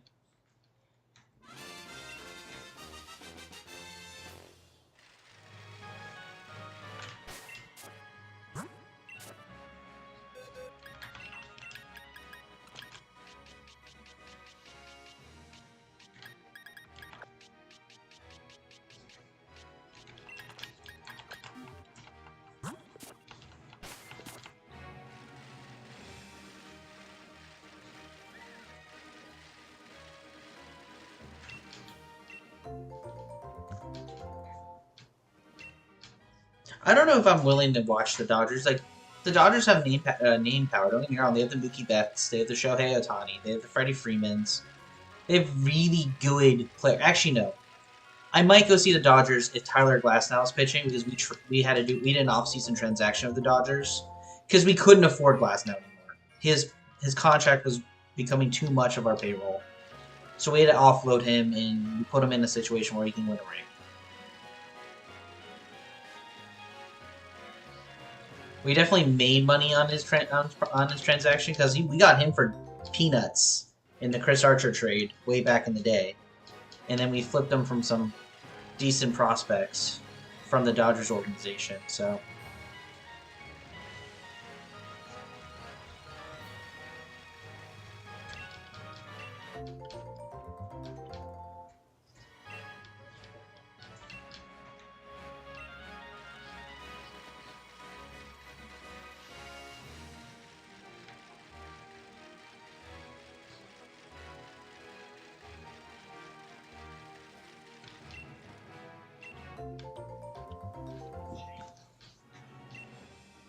I don't even know what Tanya is there. Yeah.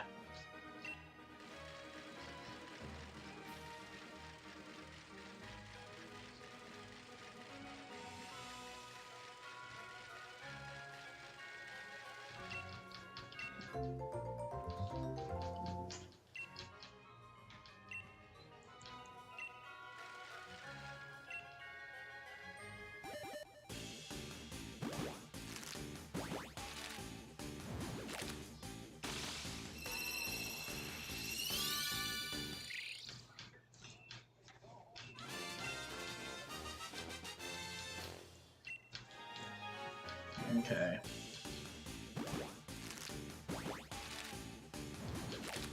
I have to convince Kristen she's okay watching Stetson baseball game tonight, if Stetson wins.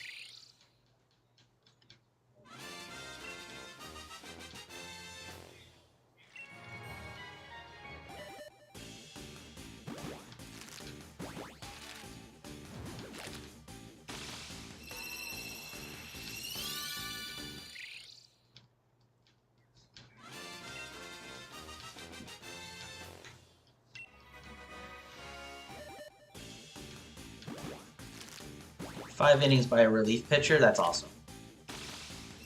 He ate a lot of innings in the game we needed today. So, the fill-in Novembers, because I know probably I'm probably not talking gibberish to you, but there's a context to what I just said. So, right now, Stetson and UCF are playing in an elimination game of a 4-team double elimination tournament, where the winner of tonight's game will play Florida State in a regional final and they would be on the loser side of the bracket. Well, the starter for Stetson only went 1 2/3. So Durgan just came in and just did 5 innings in relief work to get us to the top of the 7, and got us like within like 1 out of the top of the 7. So he almost got to us to the 8th inning, basically acting as a reliever, or as a starter, and just gave us a lot of work. Just if we do win, that means the bullpen's going to be a little more rested. We don't have to worry about our mid-relief guys being worried, or even a starter having to go earlier just so we can win, kind of deal. So that's good. How lies you regarding the night alley seems really funny. Oh. I mean, it should be, especially LA being the right market, because it does have such a high Asian population being on the Pacific Coast.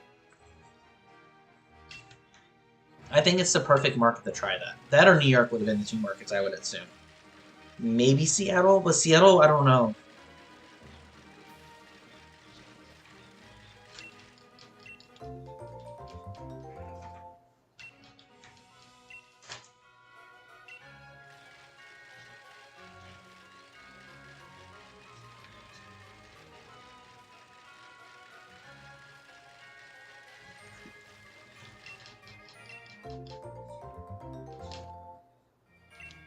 Oh yeah, Stetson's known for pitching.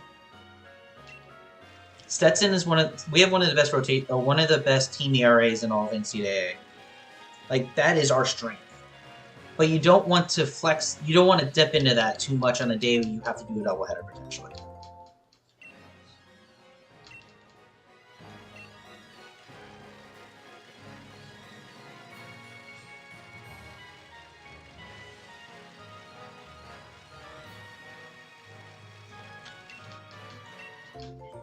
We have a decent hitting team, but like out of the 2 aspects, I would say Stetson's definitely more of a defensive, pitching-oriented team.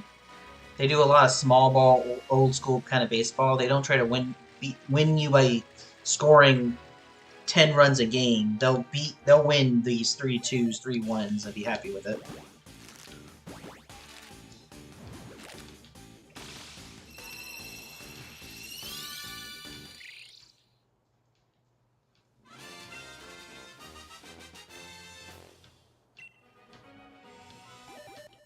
Is tonight, yeah. Like, tonight is like 6 p.m. Well, it'll probably start 3 hours after the conclusion of this game. Because they give the players time to eat and shower and all that kind of stuff.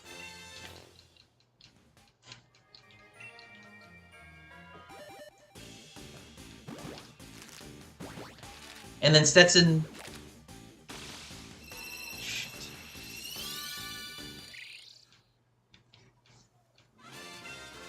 Game just got tied in bottom of the 7th. That's fine. Yeah, the winner of this game is going to be in the loser bracket of a grand final, effectively, to use video gaming terms. I know I don't have to say that to you, Cameron, but that's more or less what it is. So they would have to reset the bracket by winning tonight for a game on Monday.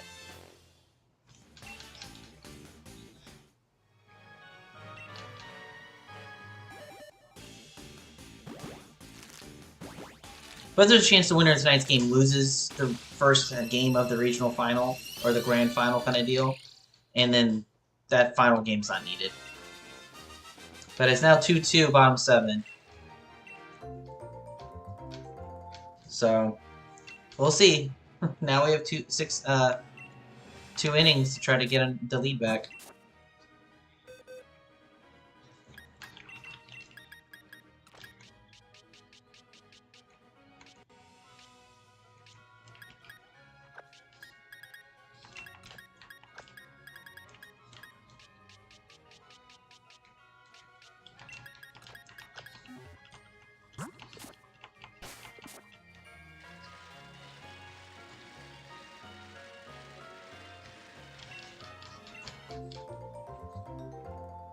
Yeah, we still have to get out of the bottom of the 7th right now. We're in a little bit of a jam, but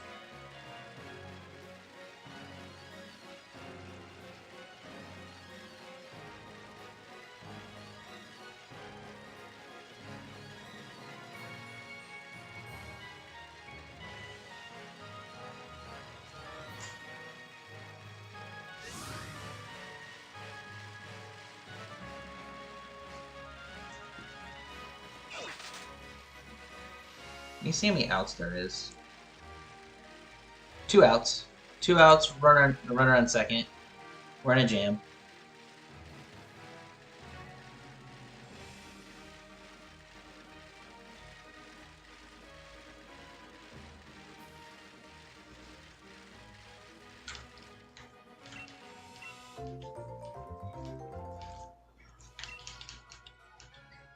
Dang it. UCF just took the lead.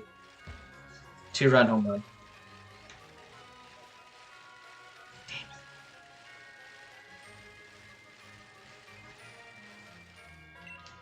Damn it. That's baseball for you, though.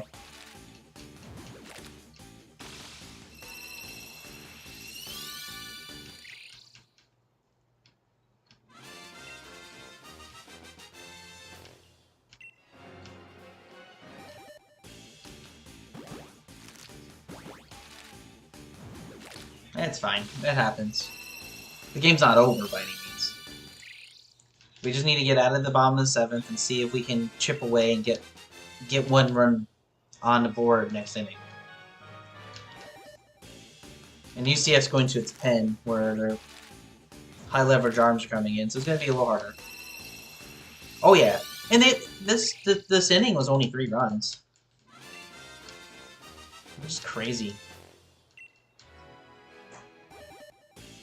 That's how tight this game has been, though.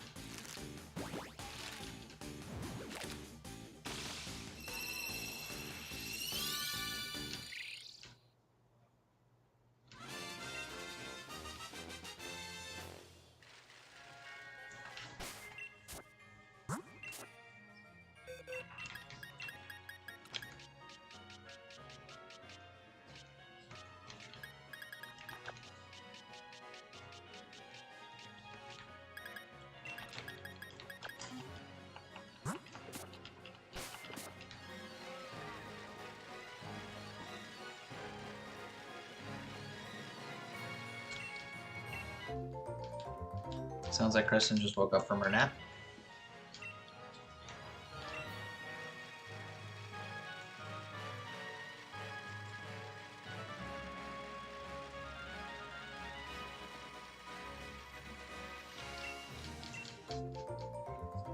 Okay. They got out of the inning, so we'll just have to see how the top 8 goes.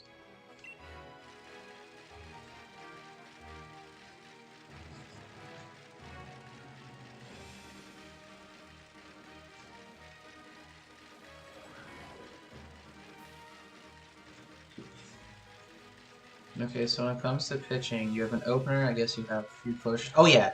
So a team typically will carry like going into a single game. But we're not talking about extreme roster management here.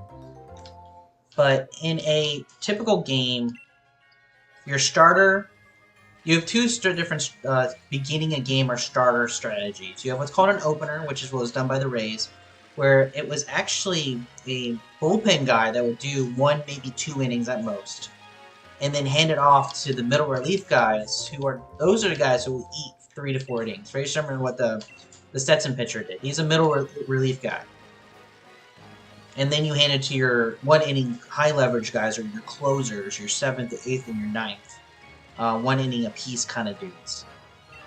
There's also another more of an older strategy that everyone's more familiar with, where the starter goes 5 to 7 innings, and then you hand the ball off to those 1 inning, your 8th and your 9th inning closers. Like your Mariano Rivera was your 9th inning guy. Like Roger Clemens, Yankees. Roger Clemens go 8 innings and hand the ball off to Mariano Rivera, and they only pitch 2 pitchers the entire game. That's the old school strategy kind of deal.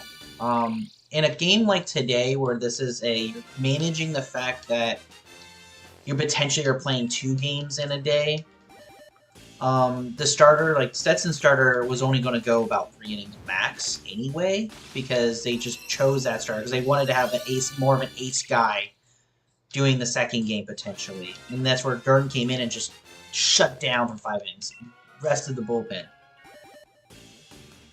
Throws bullets, yeah. Bullet, nasty Uncle Charlie kind of curve kind of deal. Freeze you at the knees, yes.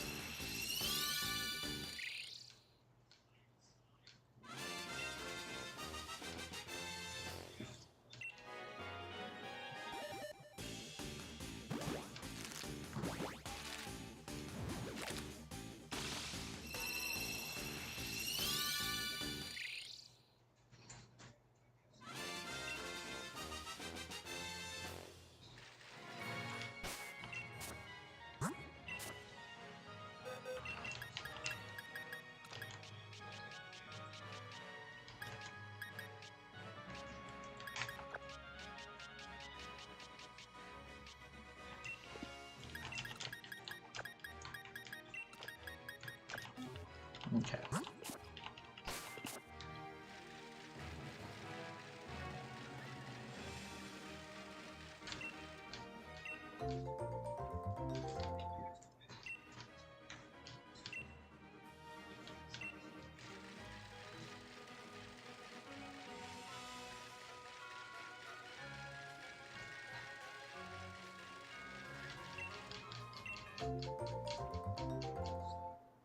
Yeah, because you're telling me about different styles of pitchers like curves and knuckles. Yeah.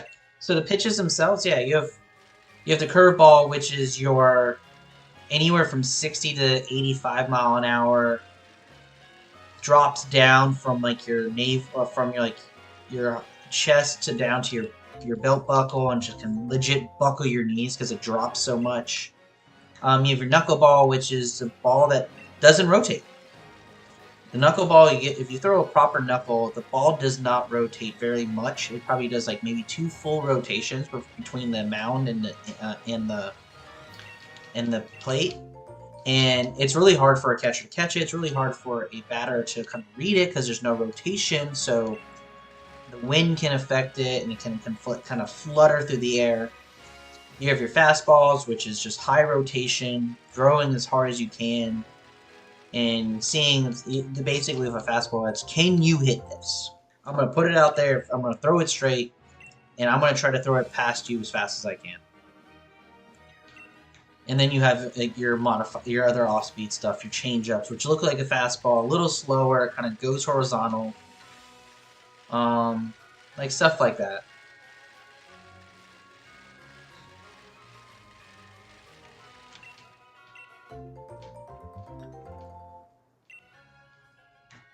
Yeah, knuckleballs are hard to hit. They're also very hard to pitch. But if a knuckleball doesn't do what it's supposed to do, it's a very easy pitch for a hitter to just line up and bomb 500 feet. Two-seam fastballs, that is what's potentially known as a cutter fastball. That's what Mariano Rivera really got famous for. because it just cuts inside. It kind of swings in on you. It has a little bit of horizontal action. And it can jam a batter up, or it can just sweep away from the batter depending on how you place it and where you place it on.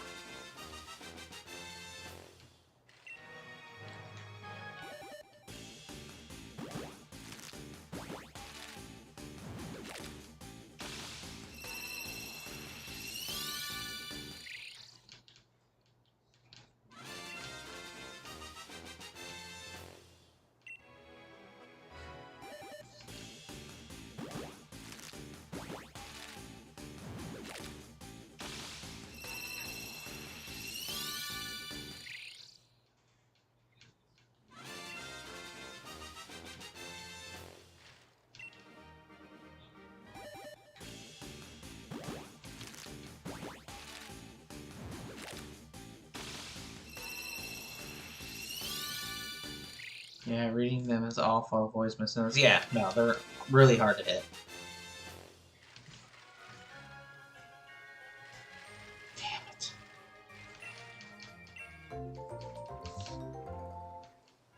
Stetson just hit into an inane double play. Okay.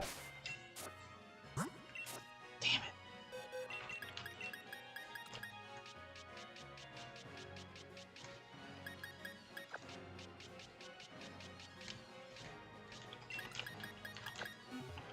I honestly can't believe how quick the game's going. First pitch of the game happened right when I went live.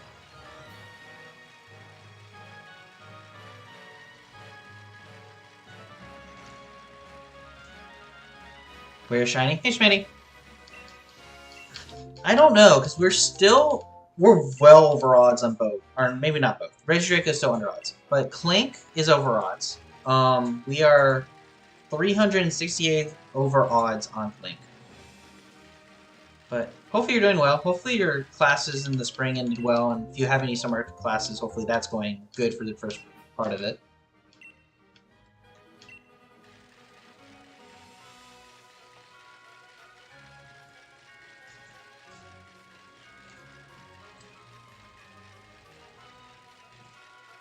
It's only been an hour 15. It's been 2 hours 15, but yeah.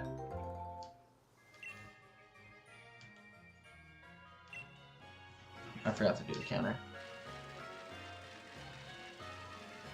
Yeah, Klink is just being a little annoying. I thought today we'd get shiny Klink. I do have summer classes.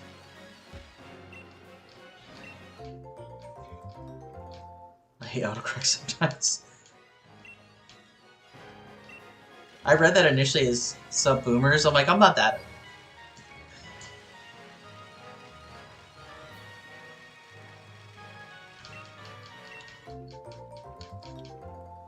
Well, I have one summer class. That's not too bad. One summer class is super manageable, especially if you want to decide to work more often.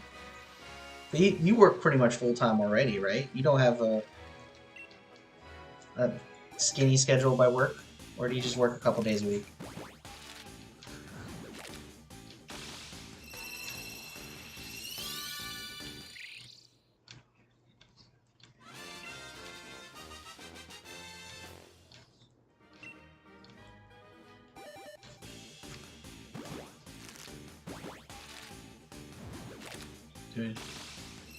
Ooh, nice.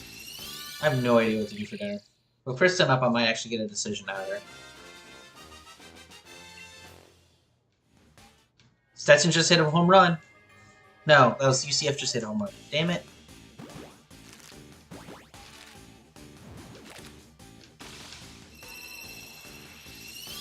We're down by 3 now. That's pretty much game. UCF is too good of a team to give up 3 runs on the top of the ninth like that. I'm starting my shiny living decks very soon. I've been practicing editing a tiny bit. Want to record every shiny possible. I do not record every shiny possible because I shiny hunt off stream a lot.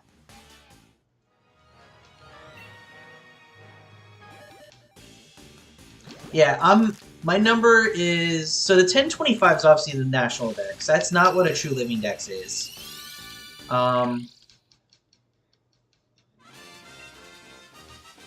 I have no idea what the true living dex number is.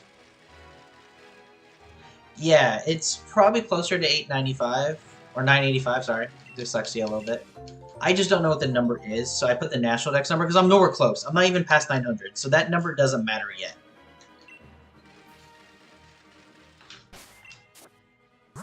But I'll get the true number. But I also have two. I also got the Gimme Goal and the Golden Go that Razor didn't get.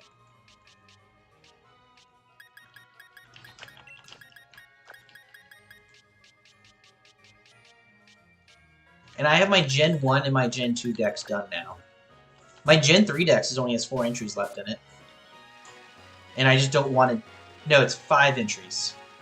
I just don't want to do Gen 3 right now because it's BDSP, and BDSP eggs without the Shiny Charm is not the...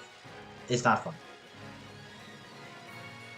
Unless I do Underground, which is effective full odds at that point. So I have to do 1 Skitty, a Spinda, and 3 Clamperl. That's my Gen 3 decks. That's not Deoxys. I'm not counting Deoxys because right now the only way I can get Deoxys is through Go.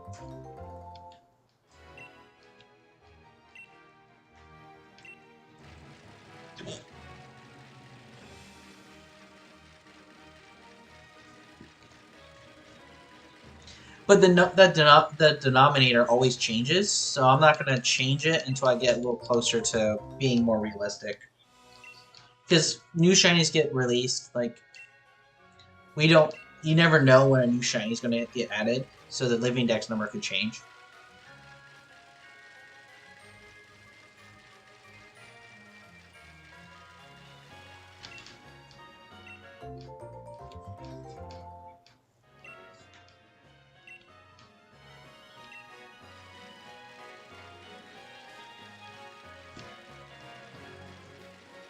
Pokemon Go Fest is going to help me a lot. I'm going to be hunting for the Ultra Beast during Go Fest. Kristen is going to be shiny hunting the Eevees and the Pikachu. She wants all the costume Pokemon. I'm going to be shiny hunting all the Ultra Beasts.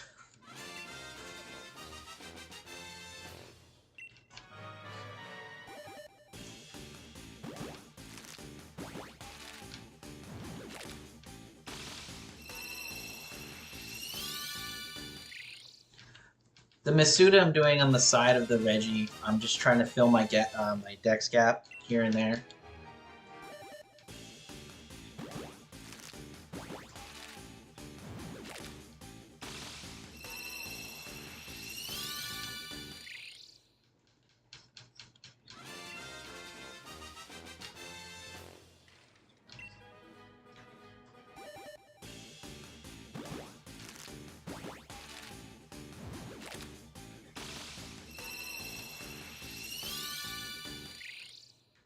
Oh, it's raining up in Tallahassee, which means I might see rain tonight.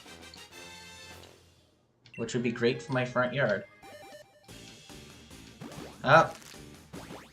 Damn it. Rain delay in the game. Damn.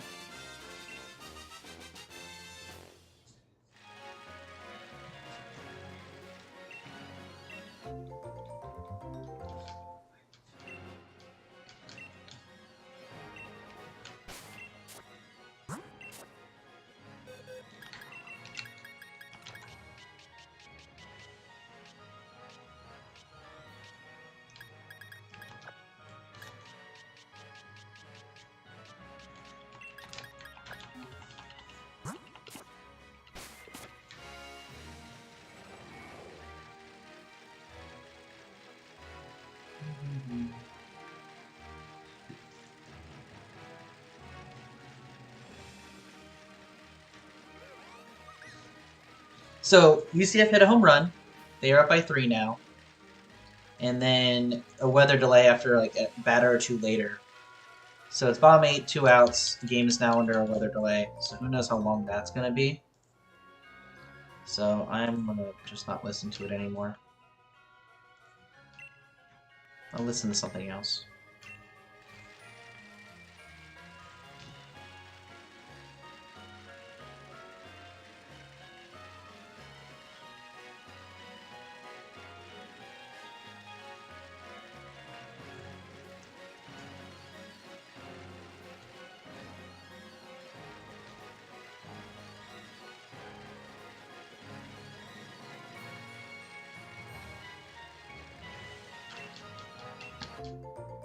So I'll listen. I'll listen. You know what?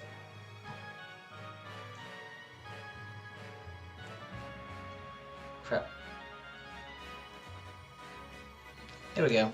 Let's listen to some music while we just kind of chill for the next 45 encounters.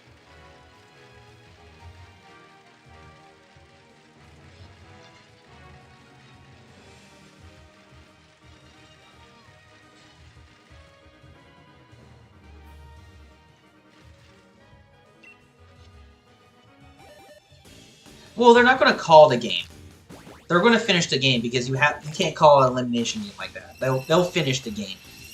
But effectively, yeah, like, because with a rain delay, you're going to get a new pitcher come in anyway, because they were going to put in their closer anyway. And we still have 1 out left to get in the bottom of the 8th inning before we can get to the top of the 9th.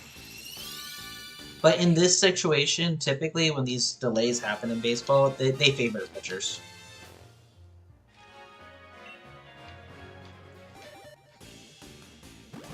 They aren't going to call the game. It's an elimination game. You can't do that.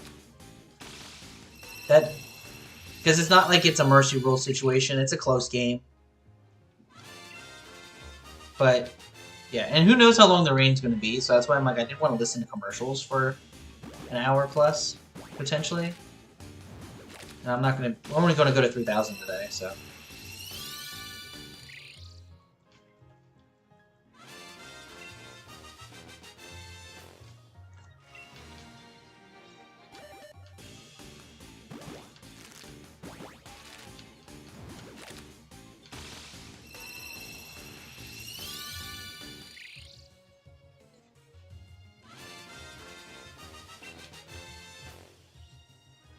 Yeah. Yeah, it's going to favor the pitchers. That's the thing. It's a 3-run difference. Now, a 3-run comeback isn't unheard of, especially with the bats that Stetson does have. Stetson does have good hitting players. It's just going to be a hill to overcome for sure.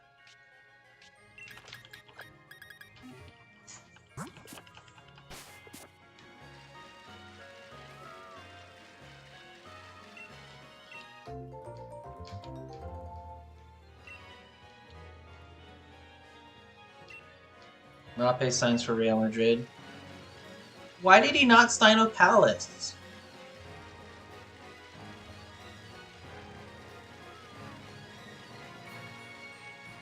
He could have got a European trophy with Palace. The Europa League would have been fine in his cabinet.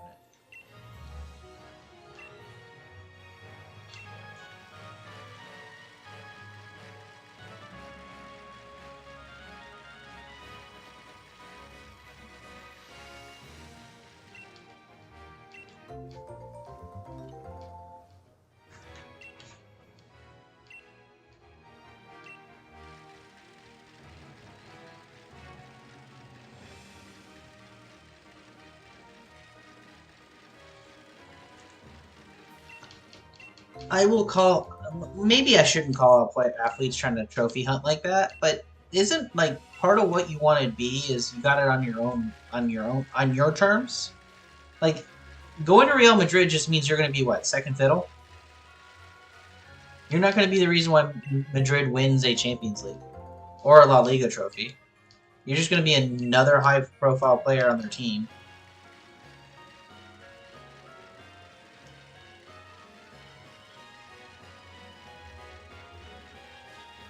Like, with him being PSG, at least he grew up in France. At least he grew up, like, as a youngster with that club. He should have said in Monaco, but that's a different story for a different day.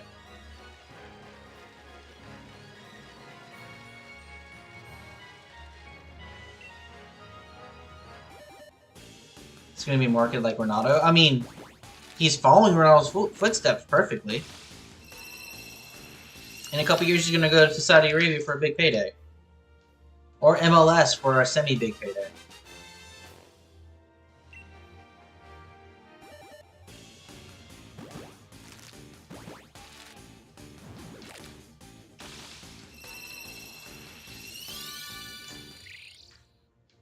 Which I am not happy with Miami's doing. Miami's going on another DP contract with Angel Di Maria in the summer window.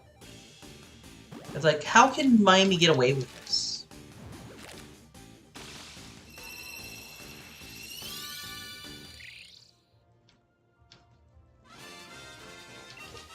You'll get shiny 2969, I hope.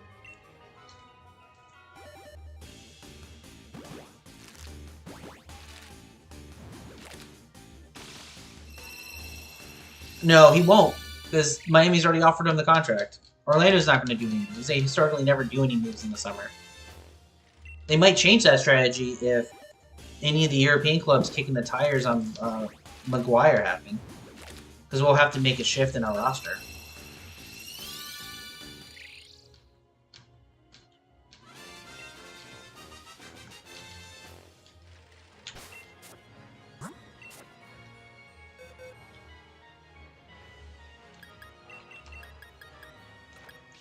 Mbappe? I mean, I don't know how it would feel if Mbappe came to us after like his little stint with La Liga and he signed with Orlando. I mean, I think obviously we'd be ecstatic to have someone like him, but we really like being a small roots club. But we did sign Nani and Kaká, so maybe not.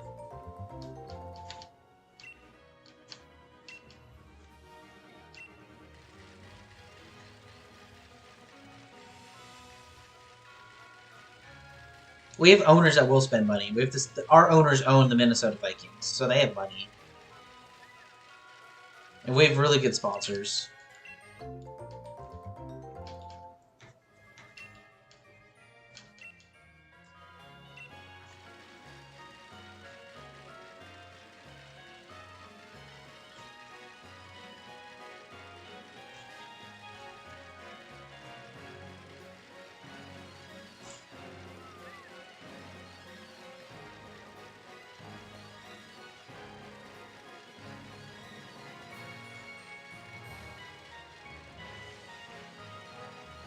So, Smitty, you said you're going to be doing living decks. Are you going from scratch? Like you're going at 0? Or you already have a pre-existing number?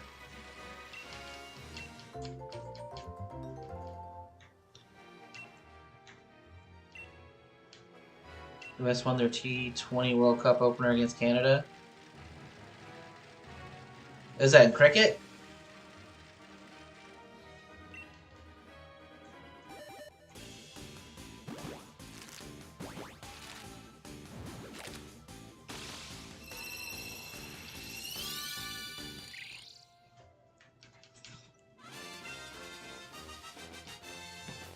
I'm going from scratch because I have none recorded. You have 1. Okay.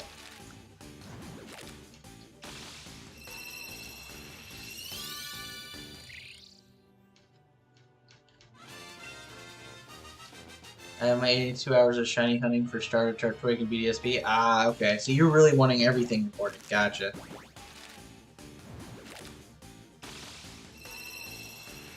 USA and West Indies are hosting. Okay. I know nothing about cricket. I'll be 100% on this. It's one of the few sports I haven't really gotten a chance to understand. And I've heard it's a fairly simple game to understand. It's just not popular over here.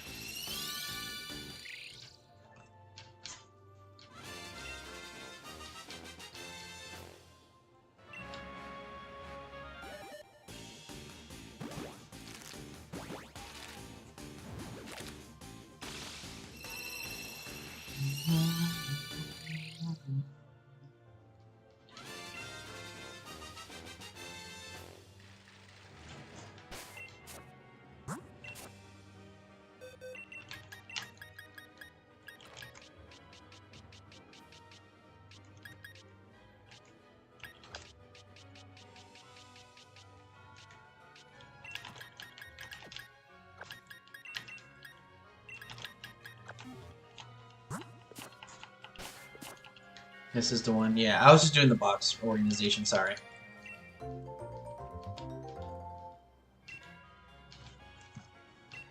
T20 is your best way, and if you wanted to, shortest and most. Okay. I mean, if it's on ESPN, I might watch it. No, that was not shiny.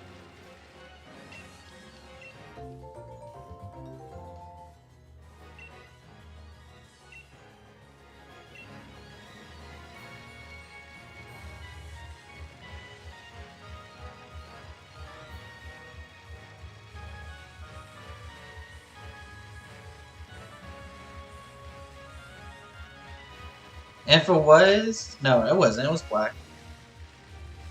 I was lied to. Nope.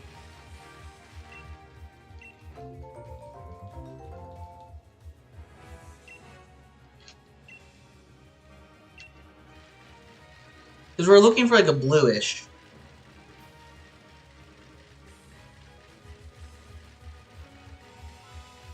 Yep. These are full odds. All the Regis are full odds no matter what. It's not affected by anything.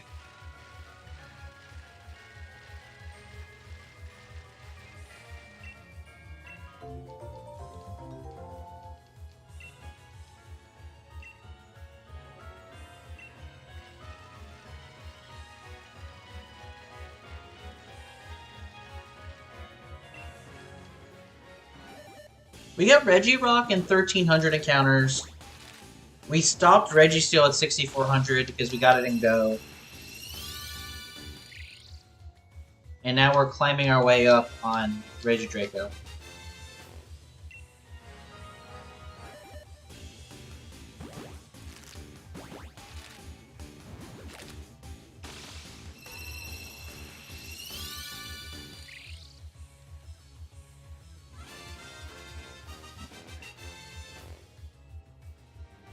Do they learn grass moves? I have no idea what the movesets are anymore.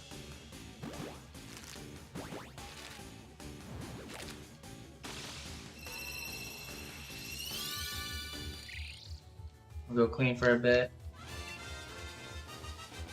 Oh no, I'm probably going to be finishing with the next 30 minutes. I'm going to end at 3,000 checks for the day. That would have been 250 checks total for the day.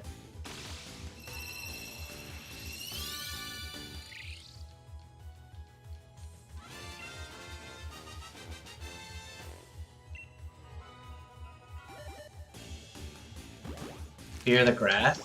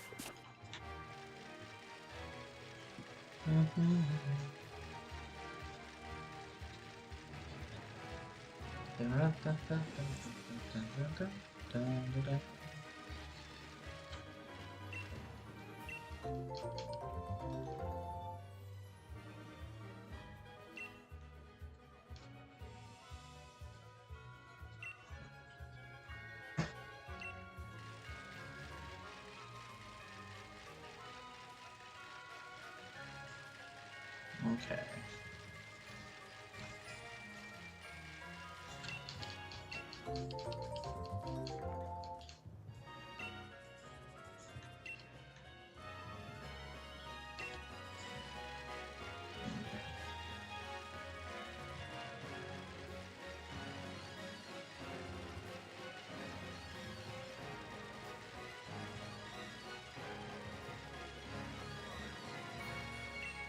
Nope.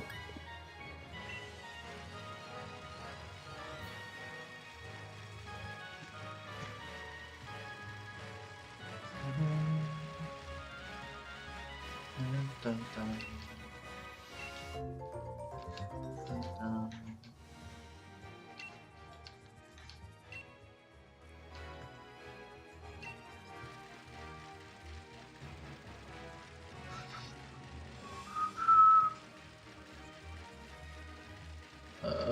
We have two dozen more checks. I have a lot of box organization to do tonight.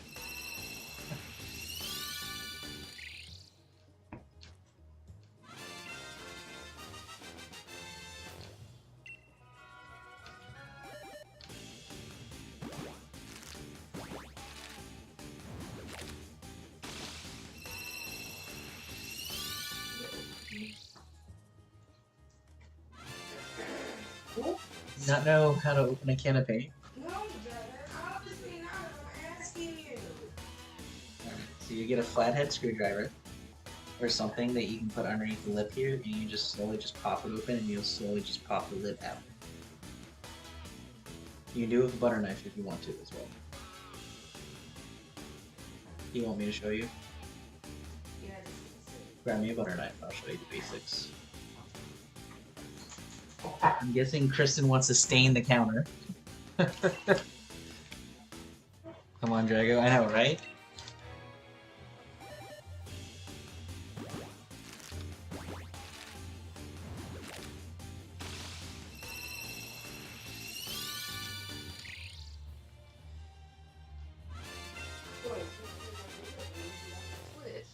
Yeah, for another like 20 minutes.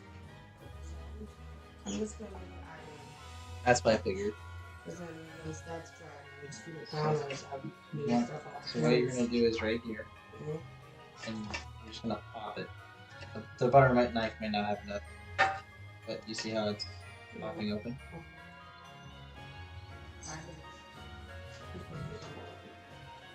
She bought the no, that is wood stain.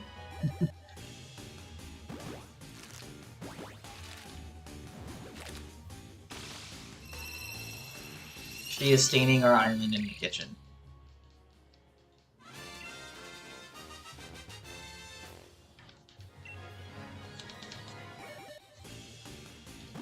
She's like, I can't play my game. I'm like, legitimately, give me like 20 more minutes.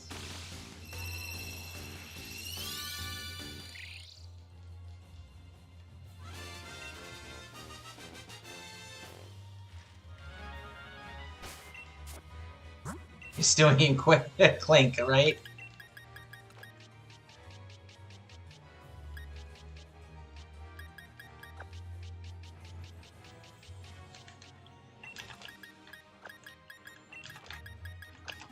There.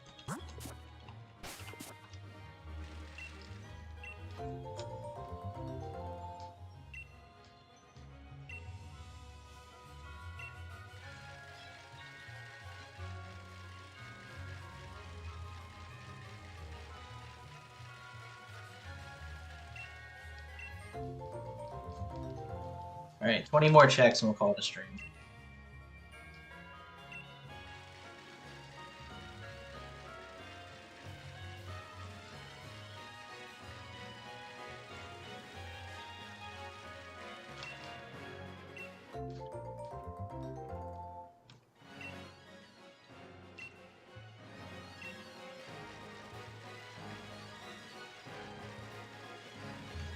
Dun, dun, dun, dun, dun.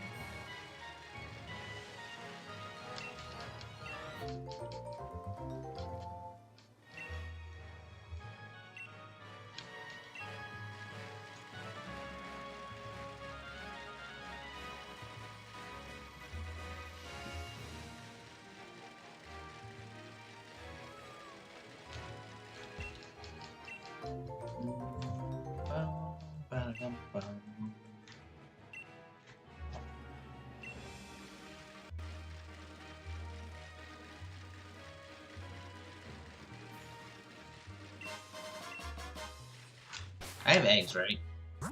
I do, okay.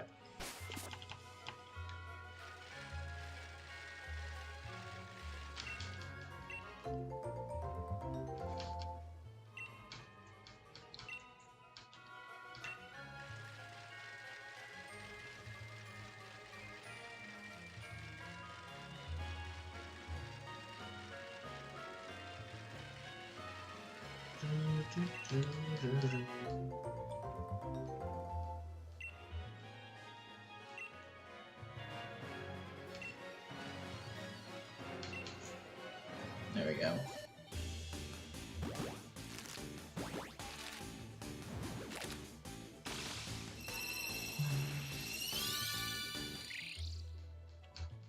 We're almost double odds on Klink. Almost double odds. Because we have, what, 13, 14 boxes of Klink done?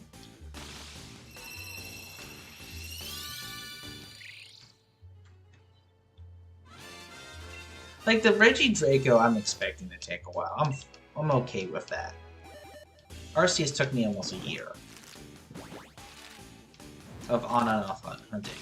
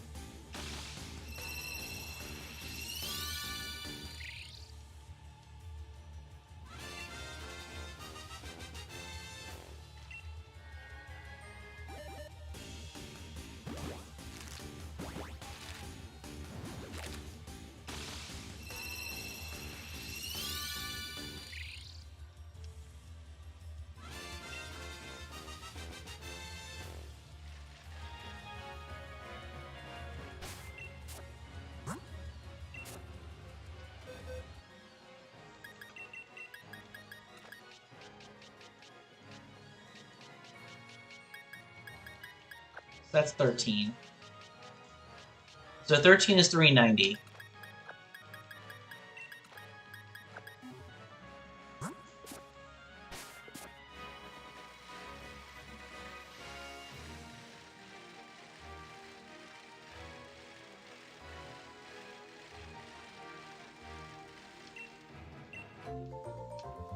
At 390 over 510. For the record.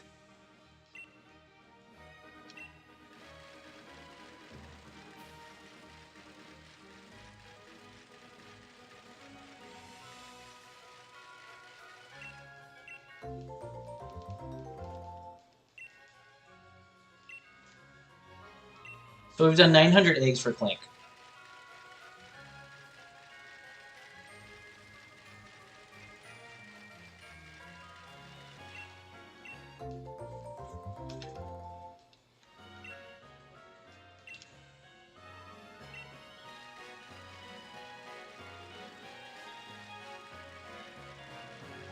Be shiny. I know, right? That's way too many. It's not like we're trying to get multiple. We're just trying to get one. We're just trying to get one.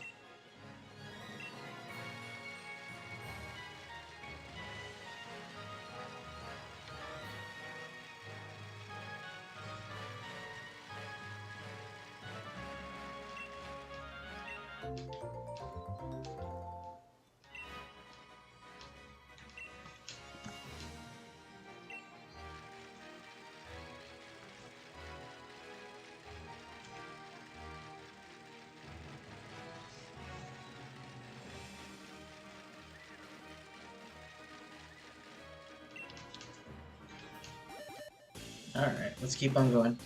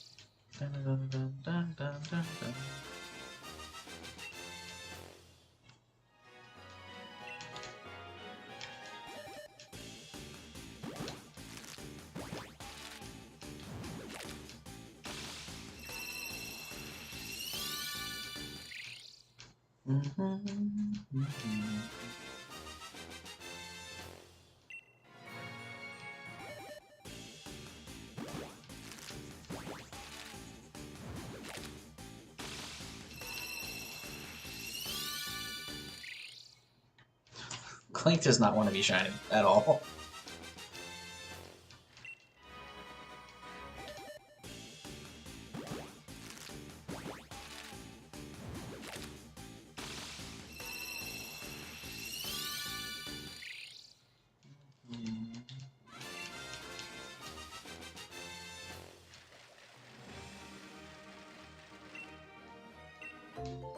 If Arlo could appear and go, that would be great. Oh, you're looking for Arlo for the Rocket Leaders? The sad part is it's completely random who shows up.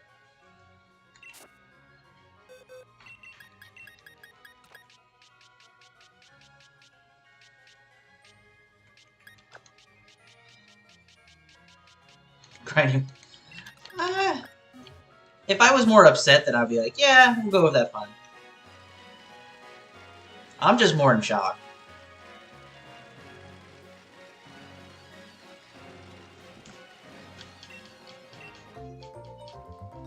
Like, you figured law at, like, just numerical numbers would be like, alright, you would get there. The fact that we're almost double odds, like, we have over 900 eggs hatched. I mean, it's not the first time we've had almost 1,000 eggs for a single hunt. Applin, Phantom. I'm sure there's probably been 2 or 3 others. It just happens.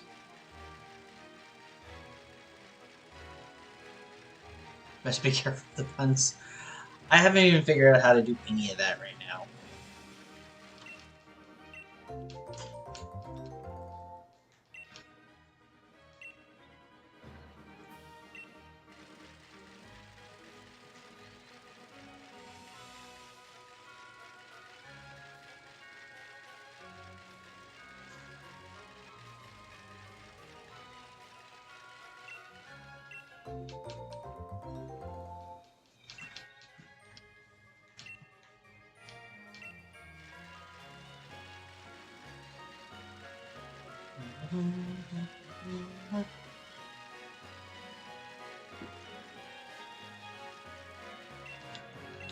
Seems a lot of hunts recently have gone over. It just happens.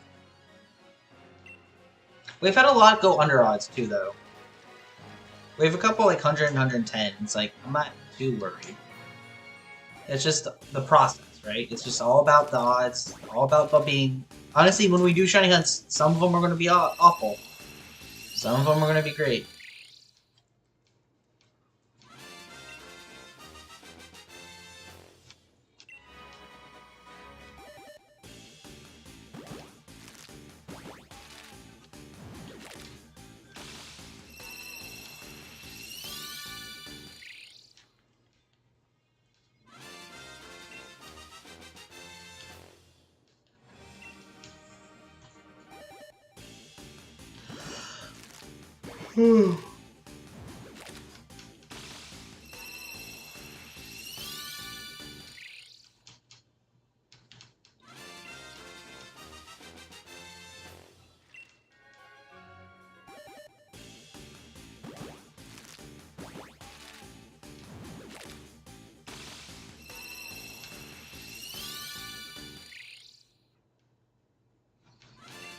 I mean, at this rate, it looks like we're going to get neither, but we still have another couple minutes.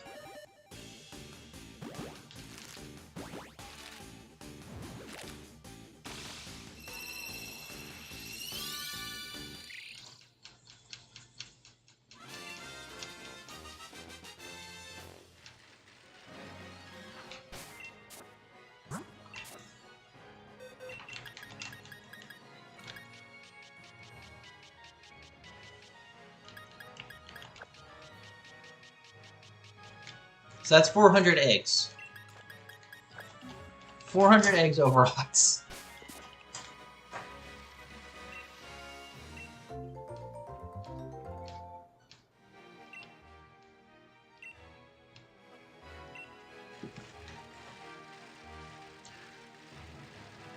So we'll finish this last batch and then call it a session.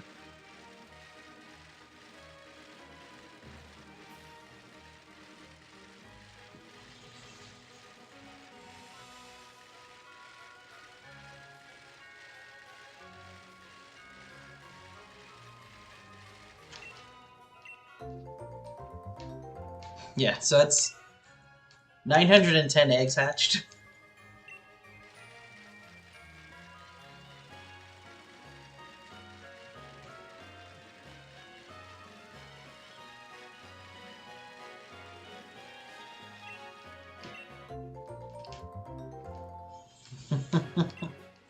Like I said, it is what it is. It happens.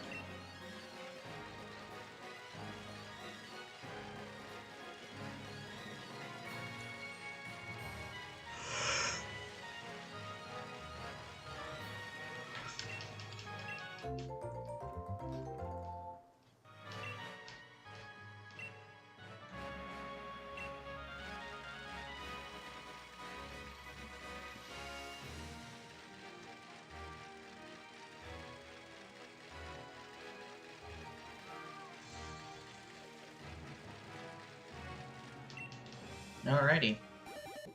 Last check on Regidraco, then we have this batch we're hatching out.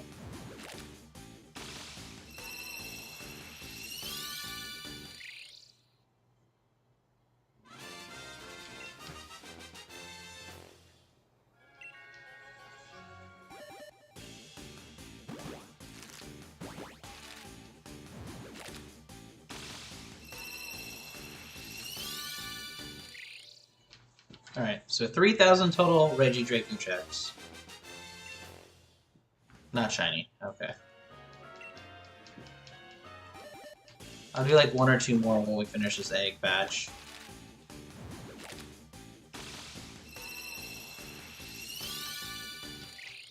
I'm in honest shock that Klink has not been shiny.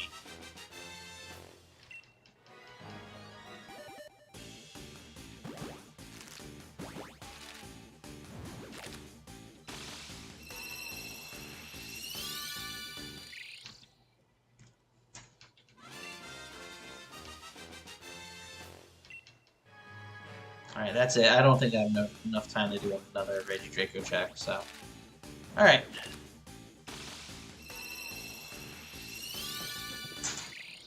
We'll clean up this Klink, and then we'll be back on Tuesday morning on the other channel, on Twitch. And we will hopefully get one of them. Because I have a lot of eggs to go through and hatch. Or not hatch, but I have a lot of releases to do before Tuesday.